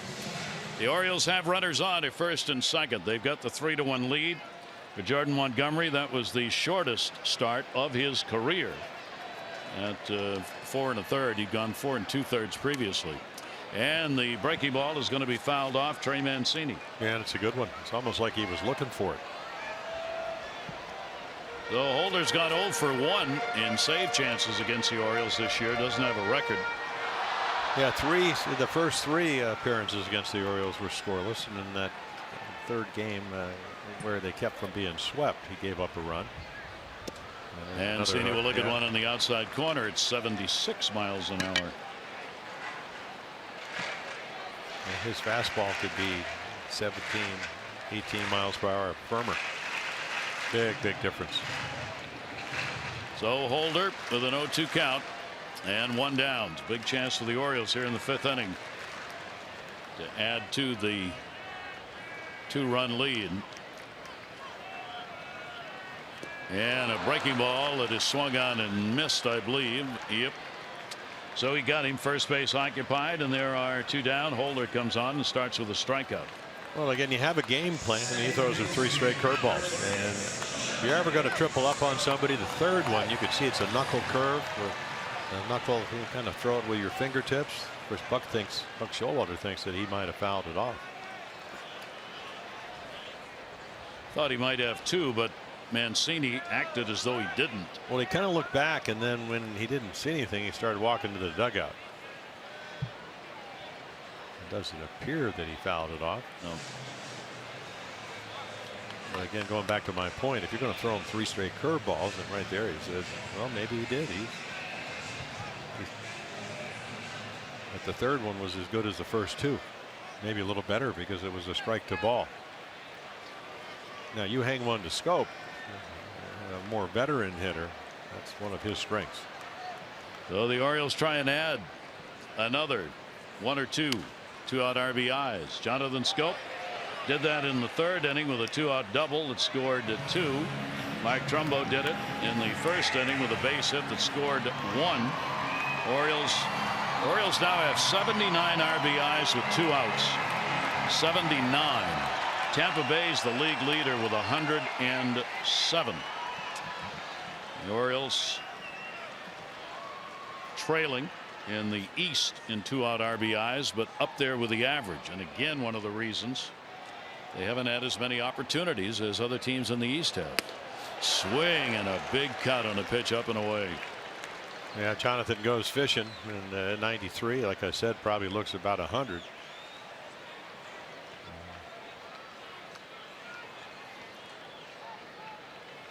Holder with an 0-2 count.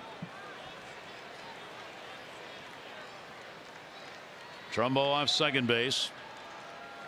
Wellington Castillo off first. Ball driven to the seats, foul. Yes, deep down the line, but not straight enough to get to that fair foul pole. And once again, Sanchez is going to have a little talk with him. Yeah, what a perfect name for a guy that pitches in hold situations. Holder. Holder. Your career was defined for you the day that you were named. 0-2. There are 2 down here.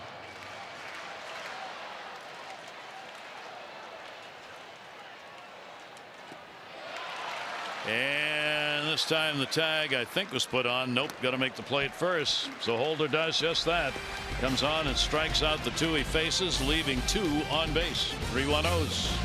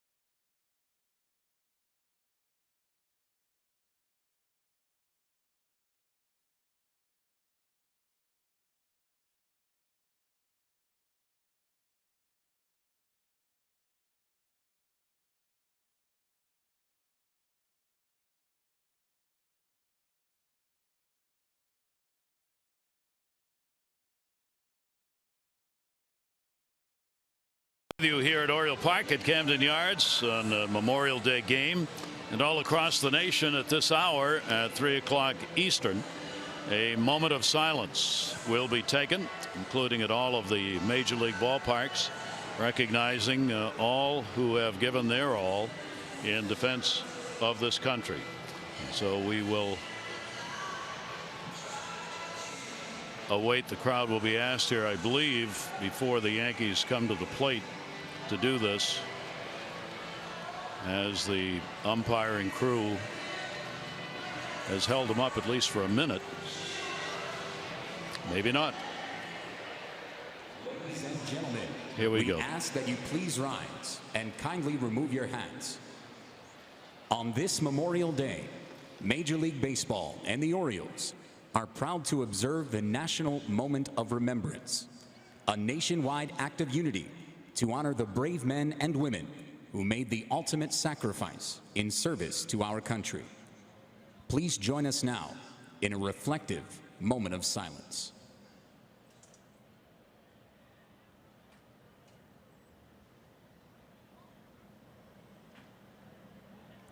Thank you.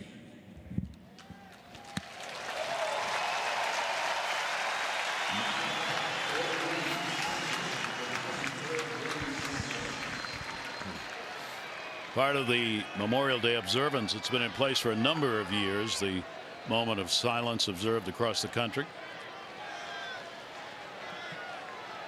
And we are ready to go in the 6th inning. It'll be Gary Sanchez leading it off. Sanchez, Holiday, and Castro. Sanchez is flied out, hit into a double play. Takes the one hopper from Dylan Bundy. No walks, 2 strikeouts for Dylan. Was pitched effectively and efficiently here in this start against the Yankees. 61 pitches. There are a lot of first strikes. 14 out of the now first 14 out of 20. Off speed delivery way out in front. Well, that's what makes him so, I mean, gifted. He's got a really good arm. He's gone through the Tommy John. He's gone through the shoulder problems. And at 24, he could just flat out pitch. 1-1 delivery on the way. Another off speed. That one bounces off Caleb Joseph. And a 1-ball 2-strike count. Yeah, a little slider that stays up, and boom.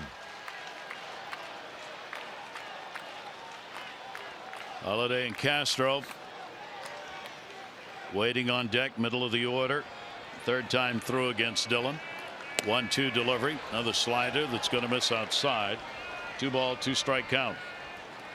Montgomery, who was taken out of the ball game, had only 13 of 23 first pitch strikes, so he had a problem getting ahead of hitters today, and that will lead to problems, and it did for him.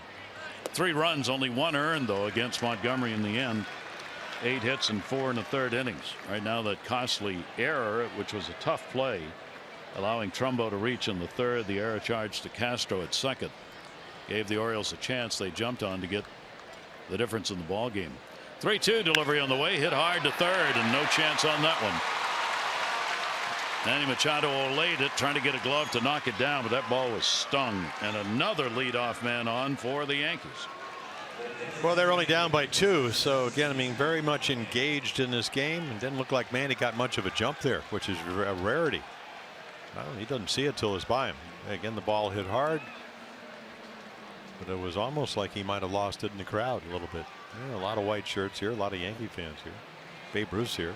Babe's here. I saw Jeter, Munson. All on the back of the jerseys, yes, right? Exactly. All the T-shirts. Yeah, there's Cal's here today. I was waiting for Babe's father's bar to pop out up there in right center field, so we could all go out, have a libation, come back, enjoy the game. A pitch taken for a strike by Holiday. Hit into a double play, and he is flied out. Dylan Bundy, 3rd time through the order. Teams this year, not much. 203 batting average off Dylan, 3rd time through. 0-1 delivery by Bundy. That's there. 5 out of 6 innings. Leadoff man on for the Yankees. Living a little precariously is Dylan. Well, especially when you only get 3 runs, and that's what you were talking about, and that's against the pitchability of having 4 pitches. Would love to do what he did the first time after he Gardner let off the single, get Holiday to bounce one to one of his infielders. He does. 1 and 2. Oh, what a double play that is. Jonathan Schoop able to get the tag on Sanchez as he went by and then gunned it. And Davis, a nice pick. Yeah, and I was talking to Jonathan today. I said, just slow everything down. Again, either get the first out, which he does. You know, Bundy almost deflects this ball, which would have been critical. So again, Sanchez already running out of the baseline, and then very nice play by Davis. Chris comes over. There's a throw not particularly on line and saves it from going by him. Outstanding play by Chris. Those are so hard because the distance between he and Schoop was so short. That ball's coming in a heartbeat that Chris has got to react to get the out. Here's Castro up high. So again, the Orioles defense comes to the fore as they turn their second big double play of the ball game in the infield, and they've had one double play from the outfield on Trey Mancini throwing out Gardner. And the pitch up and away 2-0. Yeah, I think that Starlin Castro has got to be very happy that he gets the hit in front of Aaron Judge, because right here, and this is a perfect count, you do not want to walk Castro with Judge on deck. The big advantage for whoever hits in front of Judge. There's a major league pop-up. Schoop is back. You're kind of hoping he sees it. Got it. No runs on 1 hit, no errors, nobody left on base. Quality double play. Sanchez tagged out. Fire at the first. Davis the stretch for 2.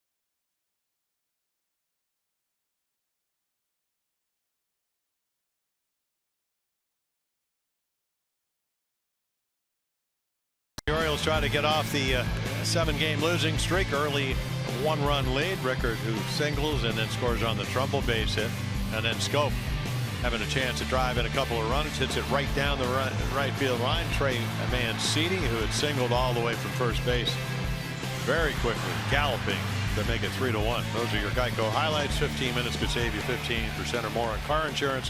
Visit geico.com to see how much you could save. Where's Ali? Happy birthday, Ali. The man who keeps the sound going for our home broadcast. Ali celebrating a birthday today. Told us he was 26. We all laughed. 24, I think it started. 24 started at? Yeah. Yep. He got laughed out of the booth, came back, said I'm 26. Yeah. We guffawed again, and he left. He's back. And he said 40, and I was like, no. No. You look a day over 49. I think it's no. Richie said you look more like 50. 1 ball, 1 strike count. J.J. Hardy has grounded out twice. Caleb Joseph to follow, and Rickard. Holder on the mound in relief, struck out the 2 batters faced in the 5th inning. Dustin Pedroia has been involved in a collision in the Red Sox game today and had to come out. The game against Chicago, the White Sox. So that'll be watched to see whether that's going to be an injury. No update on Mike Trout, who had to come out of the ball game yesterday for the Angels. They're just saying X-rays were negative. 2-2 delivery on the way.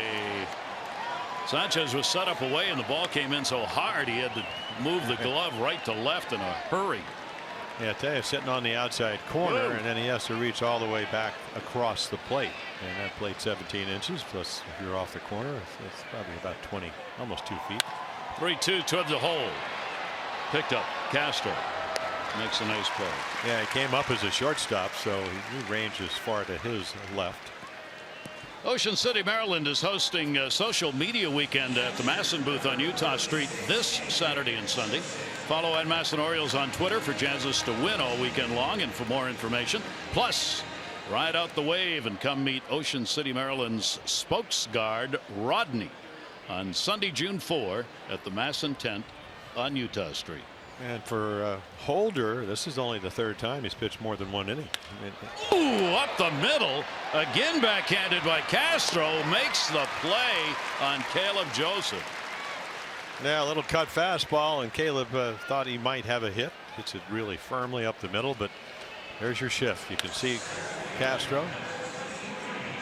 So maybe you shouldn't hit it up the middle when they're playing there. Very nice play. And again, certainly could have skidded underneath the glove. The adage still holds in baseball as it has forever. Shift to no shift. Hit them where they ain't.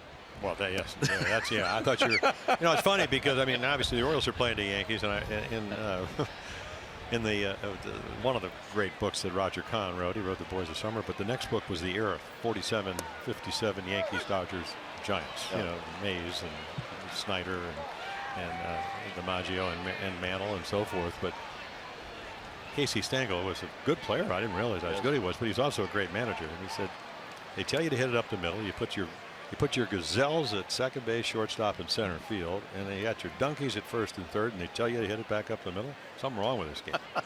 And then, of course, Casey was one of the first guys that ever platooned. Yes. And of course, they kept going to the World Series and winning, so it was all right. 2-1 delivery on the way. That was great controversy during that time, and a strike called on a check swing by Rickard. Yeah, a little backup slider, and yeah, Holder's longest appearance was against the Cubs. He got way out in front of home plate. Yeah, when he was platooning, because you had guys who were platooning who were like Yogi Berra and Elston Howard, who were some really good. Well, Bauer and Woodling, and you know, whatever. And the fans were going, "What are you doing?" And Casey's answer always was winning baseball games. Oh yeah, and did they? 3-ball, 2-strike count, 2 down. Rickard a base hit, a run scored. He's drawn a walk, and he has grounded out. And this one will be a souvenir for the fans. And back in those days, the Yankees, I mean, they had a farm system. It was actually the Kansas City Royals. Athletics. Yes. So Athletics. Yeah. I mean, that's where they got Don Larson, who would, eventually pitch for the Orioles. Actually pitched for the Orioles, go to Kansas City. And Maris Bob came from there, right? Didn't Roger come? Yeah, he did. He hit 61 home runs. That's there for a strike. So Holder comes on and retires all 5 that he has faced so far. And on this Memorial Day, USAA honors our fallen heroes.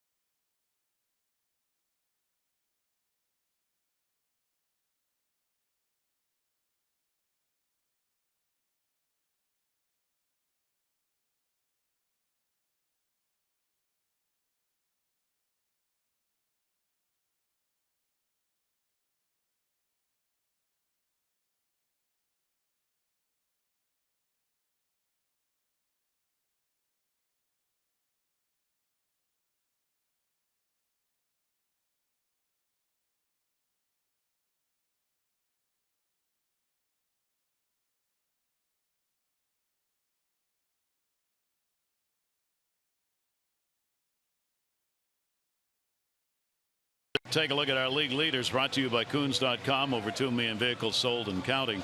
And our Major League Notebook League leaderboard, the teams that are doing well here in the month of May have had their leaders. And look at Tampa Bay. Logan Morrison, RBI leader. Corey Dickerson, the runs leader. Starter ERA, Matt Andriese, 2.67. They've been outstanding. And you've got Aaron Judge of the Yankees, who are now in first place with that unbelievable OPS number of 1.047. So they are some of the reasons they have blossomed in May, and their teams have followed. And a swing and a miss. Yeah, you're just past the quarter pole. You know, Tulowitzki, Donaldson back for Toronto. I don't think Jay Happ is back yet, but Sanchez is. Yep. So everybody kind of positioning for the last 4 months. Judge takes the pitch away. He has flied out and struck out. 1 ball, 1 strike count. We're in the 7th inning. The Orioles have a 3-1 lead, looking to break a 7-game losing streak. 1-1 pitch on the way. Strike on the outside corner. Judge will take. Yeah, adding, subtracting. Today he's had a plus fastball. Saving the bullpen and going deep into a ball game yet one more time for Dylan Bundy. Well, did not have a good spring, and I don't think he was worried. 1-2 delivery is going to be fouled off. Well, the Orioles dugout. Well, there's the Aaron Judge of 2017, not the guy that struck out 42 out of 84 times in the big leagues, because that was a pretty good pitch, and he just flicked it out of play. Hopefully, and hoping to get a better pitch to hit. 1-2 delivery on the way to him, and Judge will take one up high. Did he go? No. Yeah, just a little lower. He probably would have chased. Certainly thought about it. Right up the ladder. I tell you, I don't know. I think that bat head is far enough out there. You could have called it. And of course, the Orioles, with a 3-1 lead in a 7-game losing streak, they're looking for outs. Again, outside. Bundy thought he had it. Was walking away, waiting for a toss around. Well, the thing is, yeah, I mean, it's a 2-2 changeup that just is. It's away. And again, it does run back. You'll see from here, it's off the outside corner by a margin, almost on the line. But Judge didn't chase it. 3-2 pitch, and he got it way back in center field. Add another goodbye home run. Judge strikes again. He is now the leader in home runs, passing Mike Trout.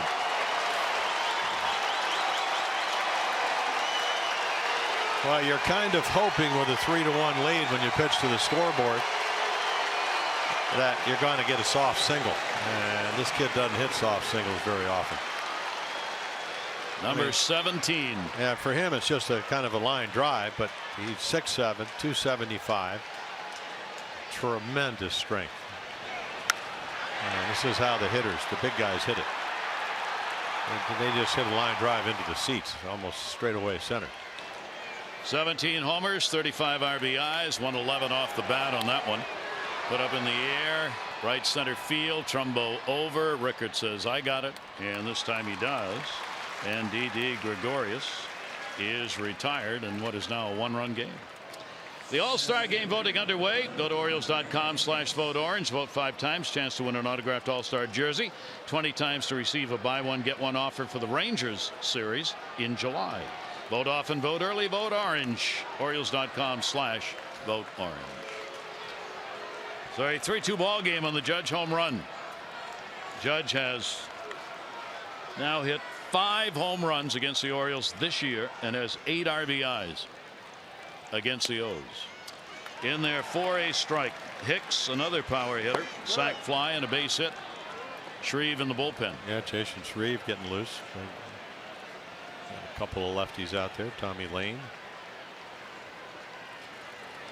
And that one in the air to left field. Backing up, warning track, and hauled in. Mancini off Hicks.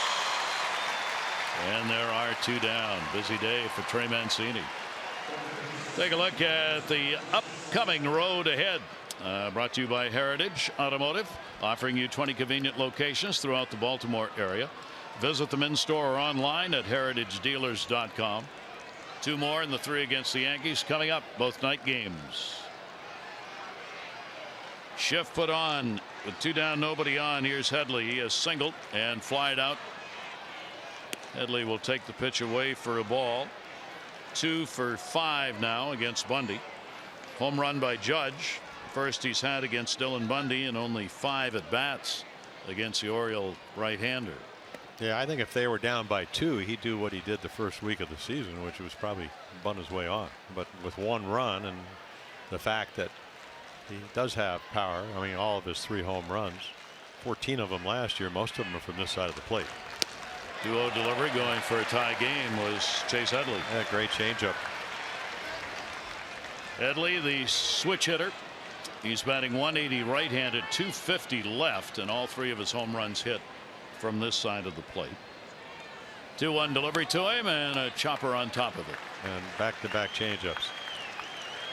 Yeah, the gift that I talk about, that's, you know, I guess this is why he was one of the highest rated high school pitchers of all time with an 80 out of 80 slider, was the fact that he just doesn't let things bother him.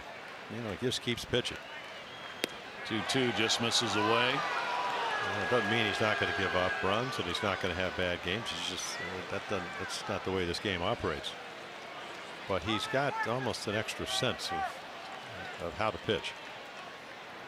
Full count delivery on the way, and that'll be foul back. We'll do it again. So here we are in the 7th, and he gets up to 95. And how do you do? In almost all of his starts, Jim, that doesn't seem to matter. No. The point of a ball game he's in as far as velocity is concerned. Yeah, I mean, he was tight against Tampa Bay. He 2-run them, and he had a tight lat. Still pitched real well. 3-2 delivery again, fought off. So Headley battling with 2 down. 8th home run, by the way, surrendered by Bundy this year. 5 of those hit by right-handers. Trying to get out of the inning right here and protect the now 1-run lead. 3rd time, 3-2 pitch on the way. Headley will foul it off, and let's try it one more time.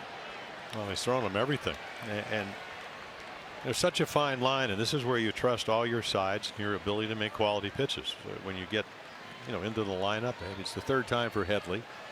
That's because he's been so efficient. But the 3rd, 4th time through the lineup, you don't have to throw any harder. You just have to keep the ball out of the middle of the plate. 3-2, and he walked you. Yep, another changeup. That is the first walk surrendered, and that will get Darren O'Day. Well, he's been, as of late, the best Oriole bullpen. You know, struck out the side. Roger McDowell's going to come out and have a little talk, give Darren a chance to get loose. So with 2 down and a runner on at first base, another power hitter, Carter, batting 9th in the order's due up here. Yeah, I really think if you had a healthy Zach Britton, which you haven't had pretty much all year, even though he did go 5 for 5 and now on the disabled list in saves, you wouldn't let him face Joe Carter here. That'd be the way the typical game would be. You know, pitch count not that high at 91. There is O'Day. Plate umpire Adam Amari out to hurry this along. But everybody's been moved up a spot because of the Britton injury. Yep. The forearm problem. And the Yankees, of course, have had to do the same thing with Chapman out. He's been gone since May 14. So Betances has moved into that role. So they've had to move everybody up a spot. And the Yankees are somewhat concerned, as the Orioles are, about what that means for use in the bullpen. 2 down. Here's Carter, runner at first base. Carter has hit into a fielder's choice, and he is struck out. He will take the pitch up high for a ball. And for the Yankees, I mean, what a bonus. Really, Chris Carter, he hits over 40 home runs for the Brewers. Yeah, he strikes out a lot. Really did not have much of a market. They signed him, you know, not knowing that Greg Bird was going to get hurt, who had a great spring for him. Carter will foul it back. And you're with him, you're always one swing away from getting back into the game or taking a lead in this case. Yankees believe Warren has been overused in the bullpen. They would love to be able to get Adam Warren a little bit of a break, but he's the one they have gone to. Well, and he pitched almost 2 innings yesterday after he'd been struggling. You know, they got Tyler Clippard to get the Betances. 1-1 delivery on the way. Blew that one by him. 1 ball, 2 strike count. Well, kind of critical because this is a slider that stays up, but sometimes you can overthrow a slider, and I think Chris Carter thinks it's going to break, and it doesn't. But he didn't hang it in the middle of the plate. It was on the corner. 1-2 count. Runner off first base, and he gets him. Big strikeout, only the third of the ball game. Judge the home run. 7th inning stretch time, 1-run game. On this Memorial Day, I'd like to thank all military personnel that serve our nation. You are the true heroes.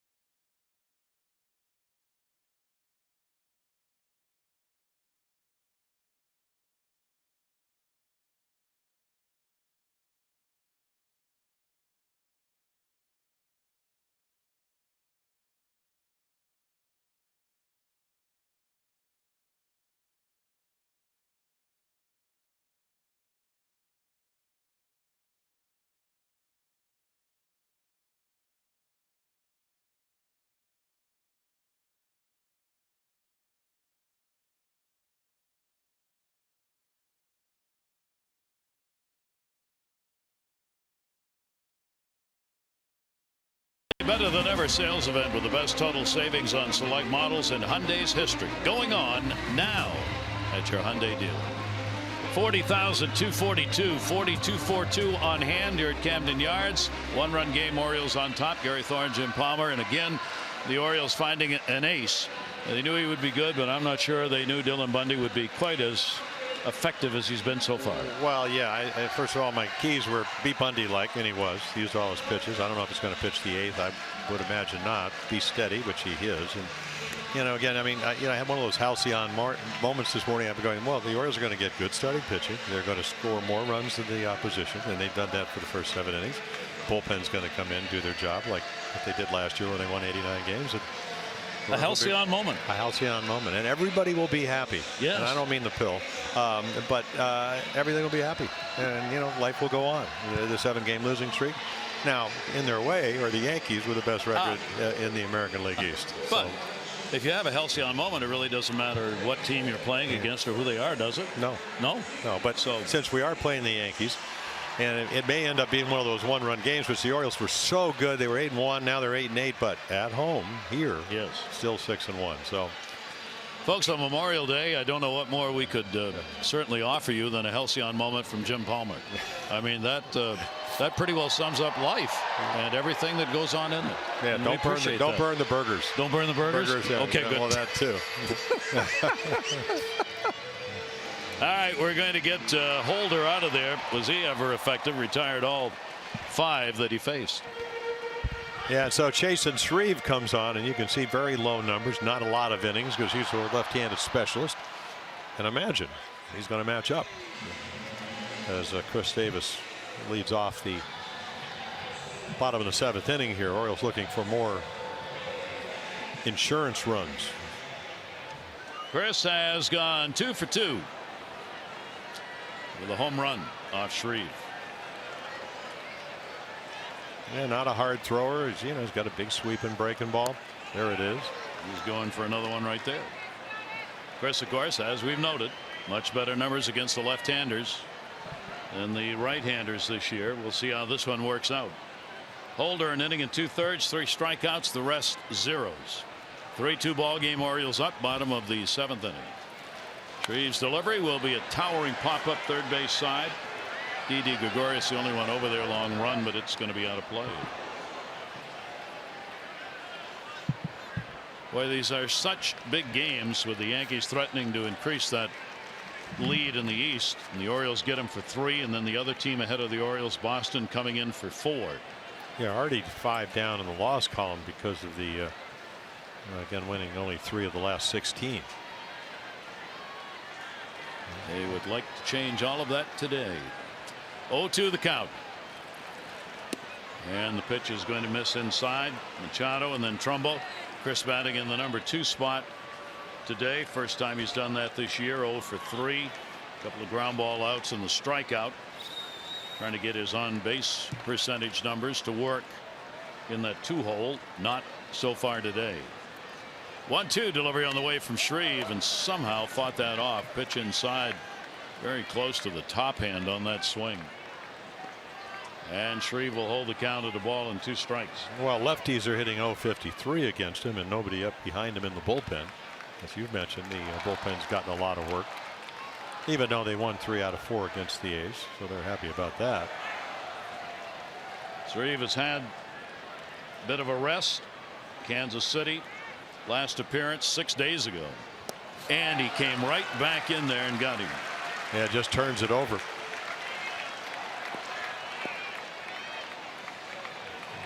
Again, anytime you can run the ball down underneath the left-hander's hands, lefty to lefty, whether it's two-seamer, not too many lefties will throw their changeup, but that was perfectly located to a guy that's really struggling. Manny Machado. Manny a couple of strikeouts, and he has grounded out. 1 down, nobody on here in the bottom of the 7th.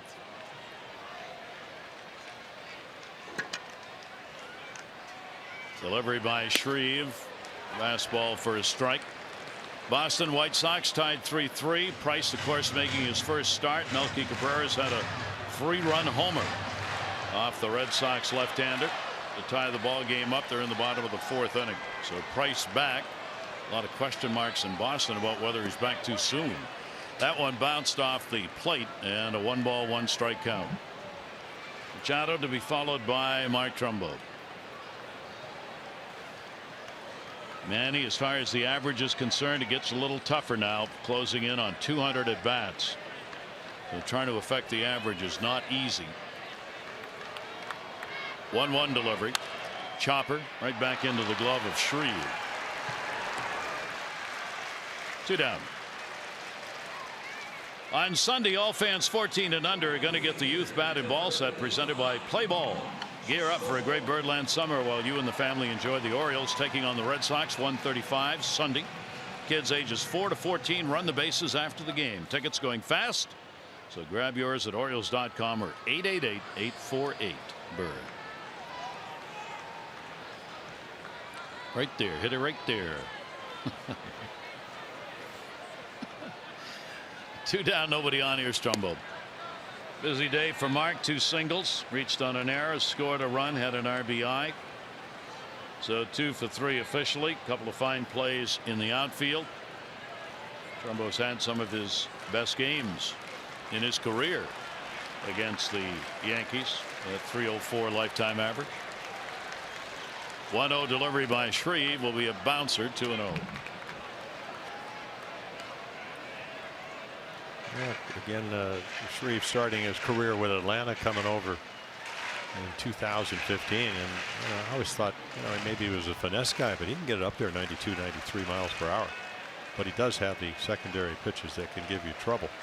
There, Rothschild, the pitching coach, looking on.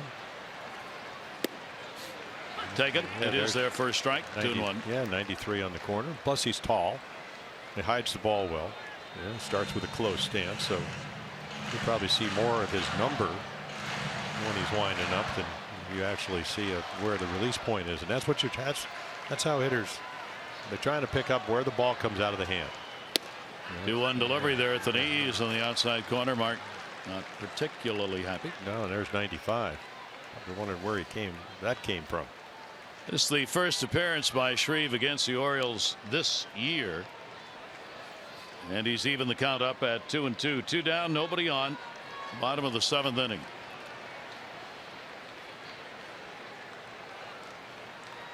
And away. Just able to pull the bat back. Yeah, thought about chasing that changeup off the plate. And Bill Miller's had a busy day looking at this, and that's another one that could have been a swing. Yep. Bill used to be a shortstop, a heavy hitting shortstop. That's why he's not calling anybody out today. 3-2 delivery on the way, and that's way outside. But Shreve lost that one. That'll keep it alive here with a walk. And our Major League Notebook on this date of baseball history for the Orioles in 1970. Mike Cuellar struck out 4 consecutive batters in the 4th inning. It was a 2-0 win over the Angels ultimately. And in 1972, Morris Mo Brown died in Belleville, New Jersey at the age of 70.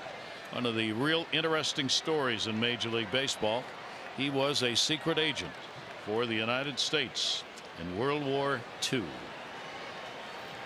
A couple of great books have been written about the service time of Mo Berg. Played 15 years in the majors, was an attorney, a linguist, a mathematician, and a U.S. secret agent. 0-1 count. And that's what he wanted. Castillo fouls it back, couple of singles, 2 for 3 in the ball game. I was trying to remember the title of the book. It's Mo Berg, Agent Behind the Plate, or something like that. It's a really good story about Berg's history, both as a baseball player and as a secret agent. 0-2, 2 down. Shift on. Yeah, it was almost like Shreve didn't want to pitch to Trumbo. One swing of the bat. I'll take my chances with Castillo. He goes the other way again down the line. It'll be a foul ball. Yeah, again, Cuellar, I guess if you're on your way to 24 and 8, you can strike out 4 in an inning. I mean, he didn't even win the Cy Young. He won it. Mike won it in '69, tied with Denny McClain. They shared it. 21 complete games, 297 innings. In that particular game, which was Memorial Day 1970, Boog had a 2-run homer in a 2-0 win. That was it. Thank you very much. That's what Mike would have said. That's right. Yeah. Up and in. 1 ball, 2 strike count. Yeah, I got it. George Springer led off the game yesterday, and he got plunked by Alex Asher, and I get a text from Boogie. He goes, well, what do you expect? He's hanging over the plate. I said, you would have done it too if you had one of those armament, which none of the hitters wore back then. I just imagine, Boog with a big, big covering his elbow and all that. Yeah. 2 ball, 2 strike count, 2 away. They have given Castillo that right side in the infield each of his at bats. He took advantage of it first time up, put it into right field. He tried to do it again here in this at bat. 2-2 delivery on the way to him, and that's right there, and he knew it. So Shreve comes on. He'll get a couple of strikeouts. 1 left on. Orioles up. O'Day coming on.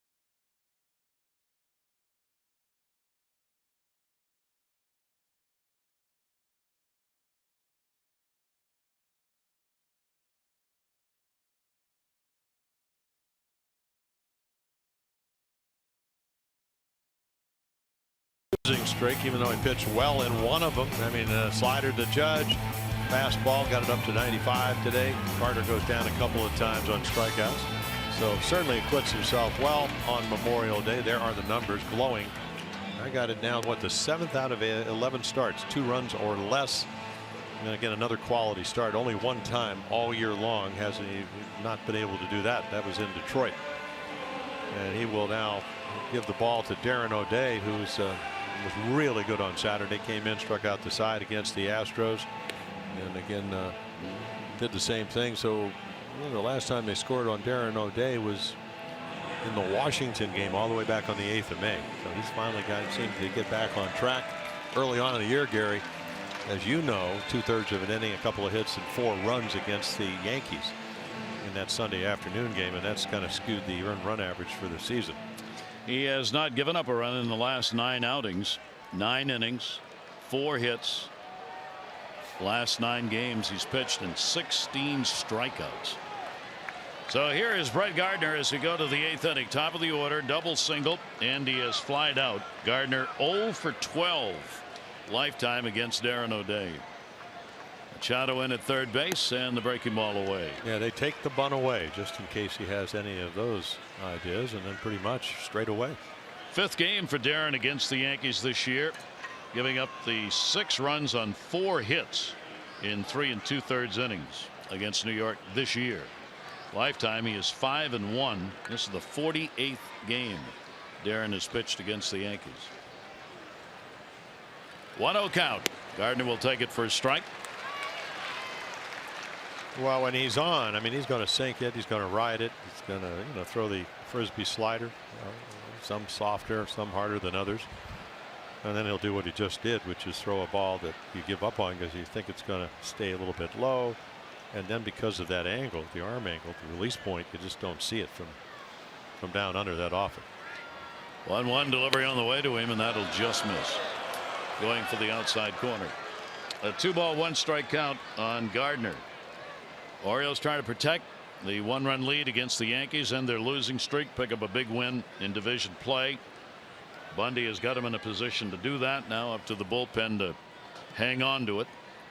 Well, they got to do what if they're going to win 3-2, something they haven't done in a long time.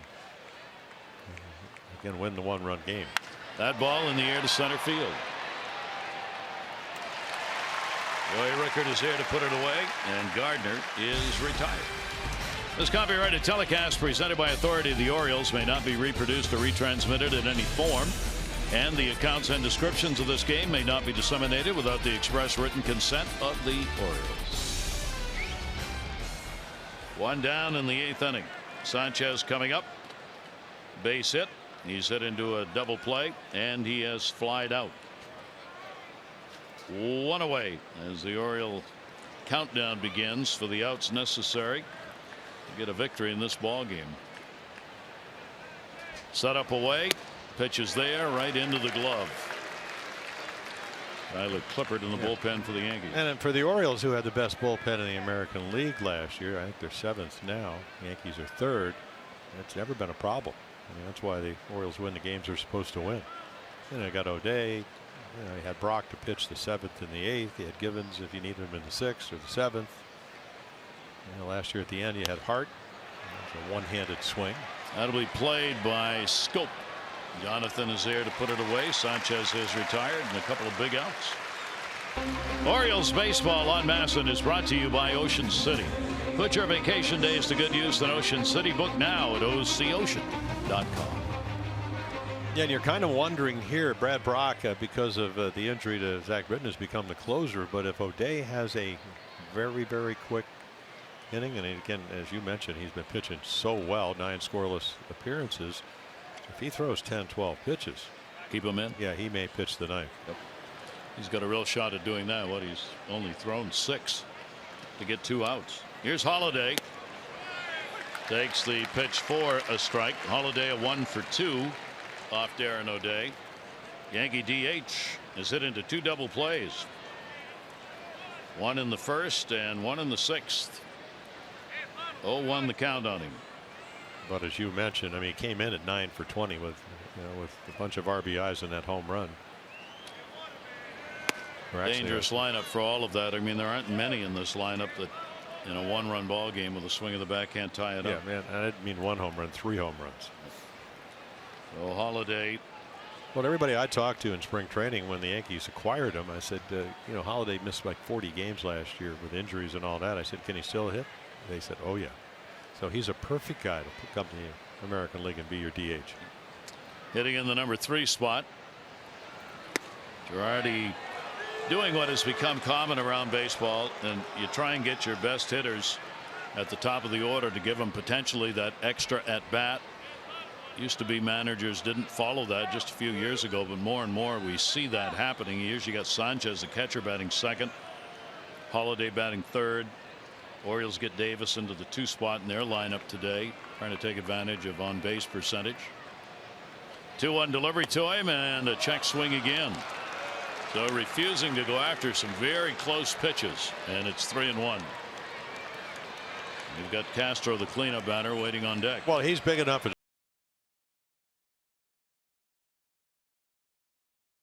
Can wait a touch longer. He was throwing like a lot of guys 94 to 98. You better get it going. So he can wait, be a little more discerning.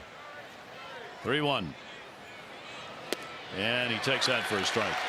So Darren working him right on the edges of the plate, inside outside, and takes the count full. 3 balls and 2 strikes. Oh, that's what the good guys do.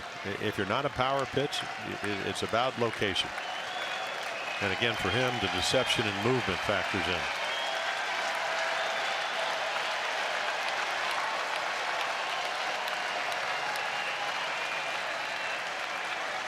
3-2 pitch on the way, and there was an attempt to tie the ball game up right there.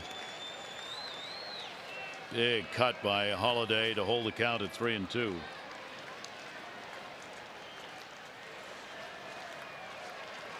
Great way to start the series as far as an exciting baseball game is concerned. The Orioles would rather it be 10-0, but yeah, and they know who's coming up right behind Holliday too. Yeah. I mean, if they come out of this inning, you're going to get 4, 5, and 6 coming up. 3-2 count. There are 2 down. Holliday went. He got him. O'Day gets the strikeout, retires the Yankees in order. We go to the bottom half of the 8th inning. 40,000 plus on this Memorial Day.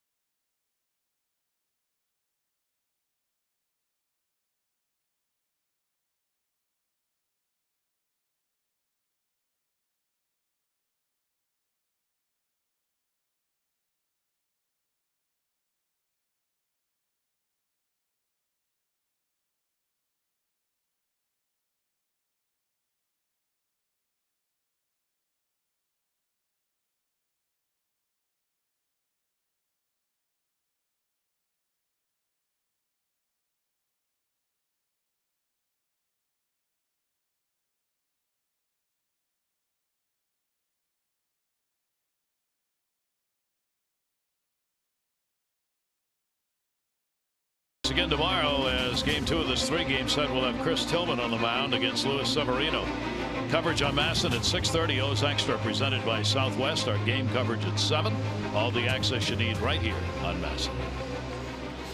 Oh, again, Severino, I mean, from the Dominican, what, $250,000 finally, looks like, figuring it out. And then Chris Tillman, bad first inning against the Twins, then settled down and trying to get back to where he was last year, where he won 16 games. Families on hand for the day game of all ages. Well, beautiful day here, though. I Yeah, mean, what it is. a great day to celebrate. 67 degrees when we started. A few light clouds have floated around. Here's Trey Mancini. Mancini, a single and a run scored, and has struck out twice. Mark Trumbo's had a 2-out RBI single. Jonathan Scope, a 2-out 2 RBI double. Orioles not scoring since the 3rd inning. 1-0 delivery on the way will be bounced by Shreve. Starters are the pitchers of record. Montgomery with the 3 runs, 1 earned on 8 hits over 4 1/3. And Dylan Bundy a run on 7 hits over 7. Mancini, Scope, and Hardy. 2-0 delivery on the way, and that's going to be away. Mitchell up in the bullpen. Yeah, well, Betances on what, Saturday at a 5-out save. You know, then Warren pitched almost 2 innings yesterday. Brad Brock getting up. Looks like he's going to come in. He's been the closer in the absence of Zach Britton. 3-0 swing to short. Gregorius. 1 away with Jonathan Scope coming up. Take a look. Lexus of Towson, drive of the game. Scope had a big 2 RBI hit, and it would come in the 3rd. As he ladled that one into the corner, the benefit of an error had put a runner on. The inning should have been over. Scope never should have gotten up, so you take advantage of opportunities. All right, Lexus of Towson, drive of the game, the area's #1 Lexus dealer for 7 straight years. Come see why at lexusoftowson.com. Yeah, the dreaded extra out, and they take advantage of it. Then after 1 up, he has struck out the other 2 times. 5 strikeouts, Montgomery, 3 for Holder, and Shreve coming on. Strikeout of Davis and Castillo. 0-1 delivery. Jonathan had to reach a little bit, yanks it foul. It's got a nice little mix. I just don't remember him throwing that hard. You know, Darren O'Day on the left, Kim on the right. Adam Jones hasn't sat down all day. Playing. There's Brad Brock.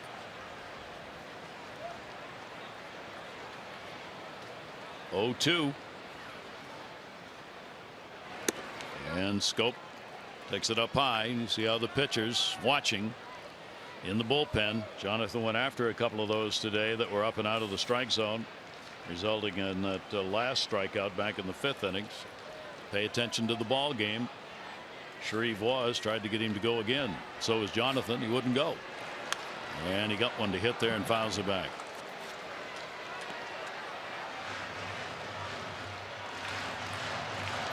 Yeah, we've seen Jonathan as he closes in on 1,500 at bats, just using the whole field a little bit more. That's how he got to the double. He can hit home runs. I mean, proved that yesterday. Change up from McCullers, gave the Orioles a 2-0 lead, hit it to left field. 1-2 to short. Gregorius up. Strong arm there too. 2 down in the 8th. MLB.com at bat, your #1 mobile app for Orioles baseball. Stay connected, a full customized experience. Get Orioles home screen icons and app features, as well as game day, live game video highlights, radio broadcast, StatCast news, and more. Downloaded MLB.com at bat.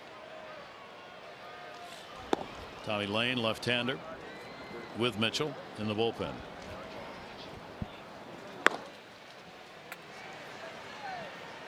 J.J. Hardy an 0 for 3 today. 2 down, nobody on. Hardy takes the pitch for a strike. J.J. trying to get a 2-out rally going here to add to that 1-run lead the Orioles have. Hardy just 212 off left-handers coming into the ball game. Breaking ball off speed away, and a 1-ball 1-strike count. Orioles have gone 2-1 in the first series that was played here. 3-3 on the year against the Yankees. The Orioles trying to take advantage of this home field. 1-1 delivery on the way, and that'll be popped up, back, and out of play. The Orioles here at home against the Yankees. The Orioles have won the last 10 home series. against the Yankees. 10 consecutive. Well, all the way to 2014, right? Yeah. Yep.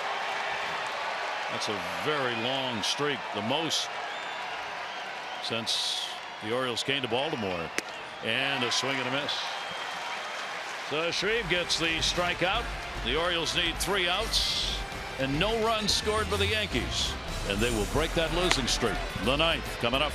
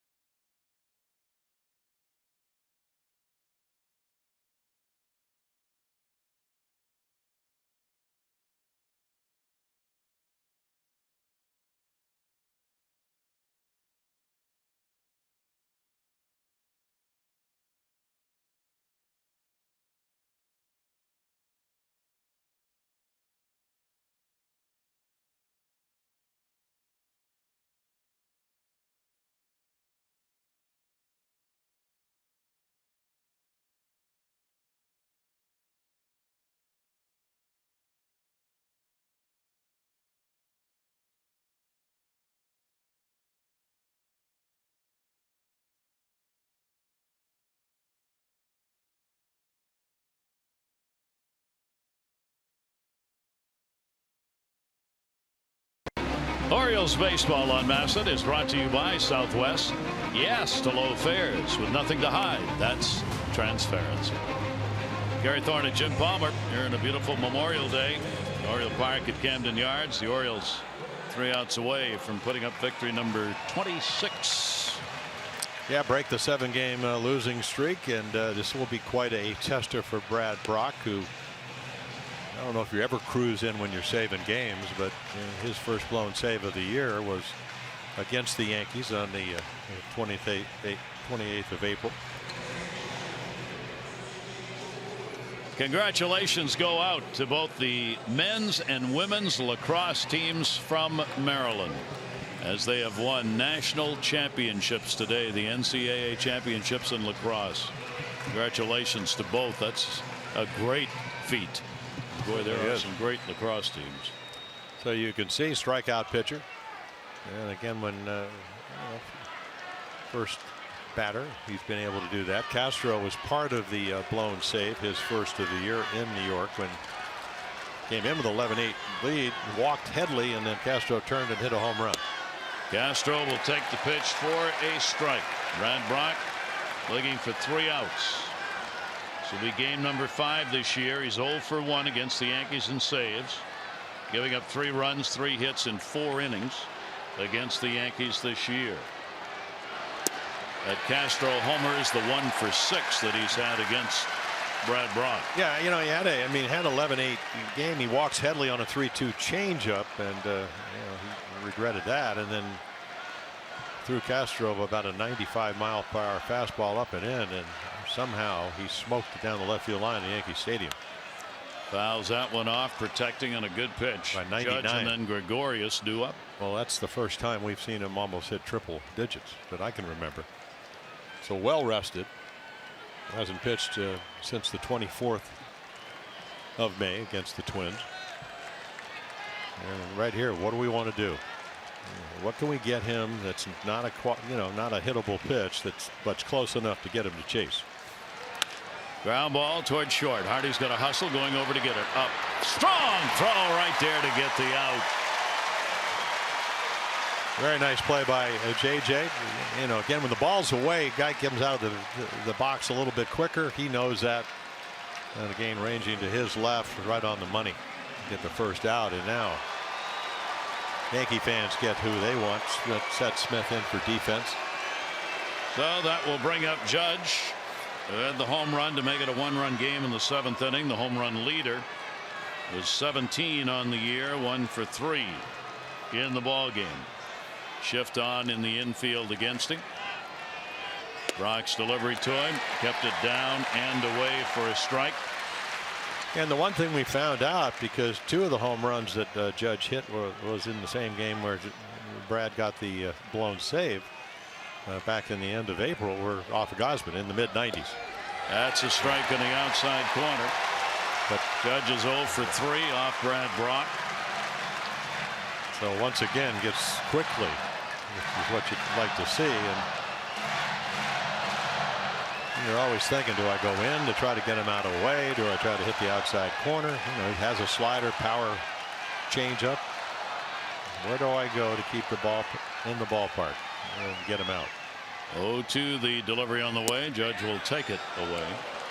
Sports Illustrated story on him. He is the biggest position player in Major League history, combined height and weight.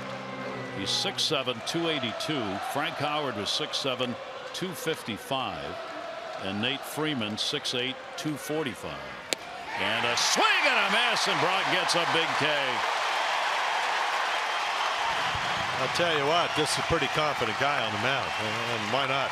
Great pitches, great velocity, great location. This is how you pitch. And again, Powder River, try to hit that. And right on the edge of the plate. Can't catch up to it. So 2 down. Oriole fans on their feet. 7-game losing streak could be ended, but you got to get one more. D.D. Gregorius, 1 for 3, a base hit. He will take the pitch for a strike. A little extra today. Kind of reminds you a little bit of a guy that got in the Hall of Fame for the Yankees, Goose Gossett, throwing with that kind of velocity. Brad 9 for 12 in saves. Just challenging the Yankee hitters here in the top of the 9th inning. Oh, that was a changeup that acts like a split-fingered fastball. So 10 pitches, 9 strikes, and quality. I mean, on the corner with great velocity and great movement strikes. Gregorius 1 for 6 off Brock. Straight up D. And a swing and a miss. And so ends the losing streak. Brad Brock comes on and retires the side in order with a couple of strikeouts, getting Judge and this one on D.D. Gregorius, making a winner out of Dylan Bundy, who goes 6-3. Jordan Montgomery will take the loss 2-4, and Brad Brock will pick up the save as the Orioles win it the final 3-2.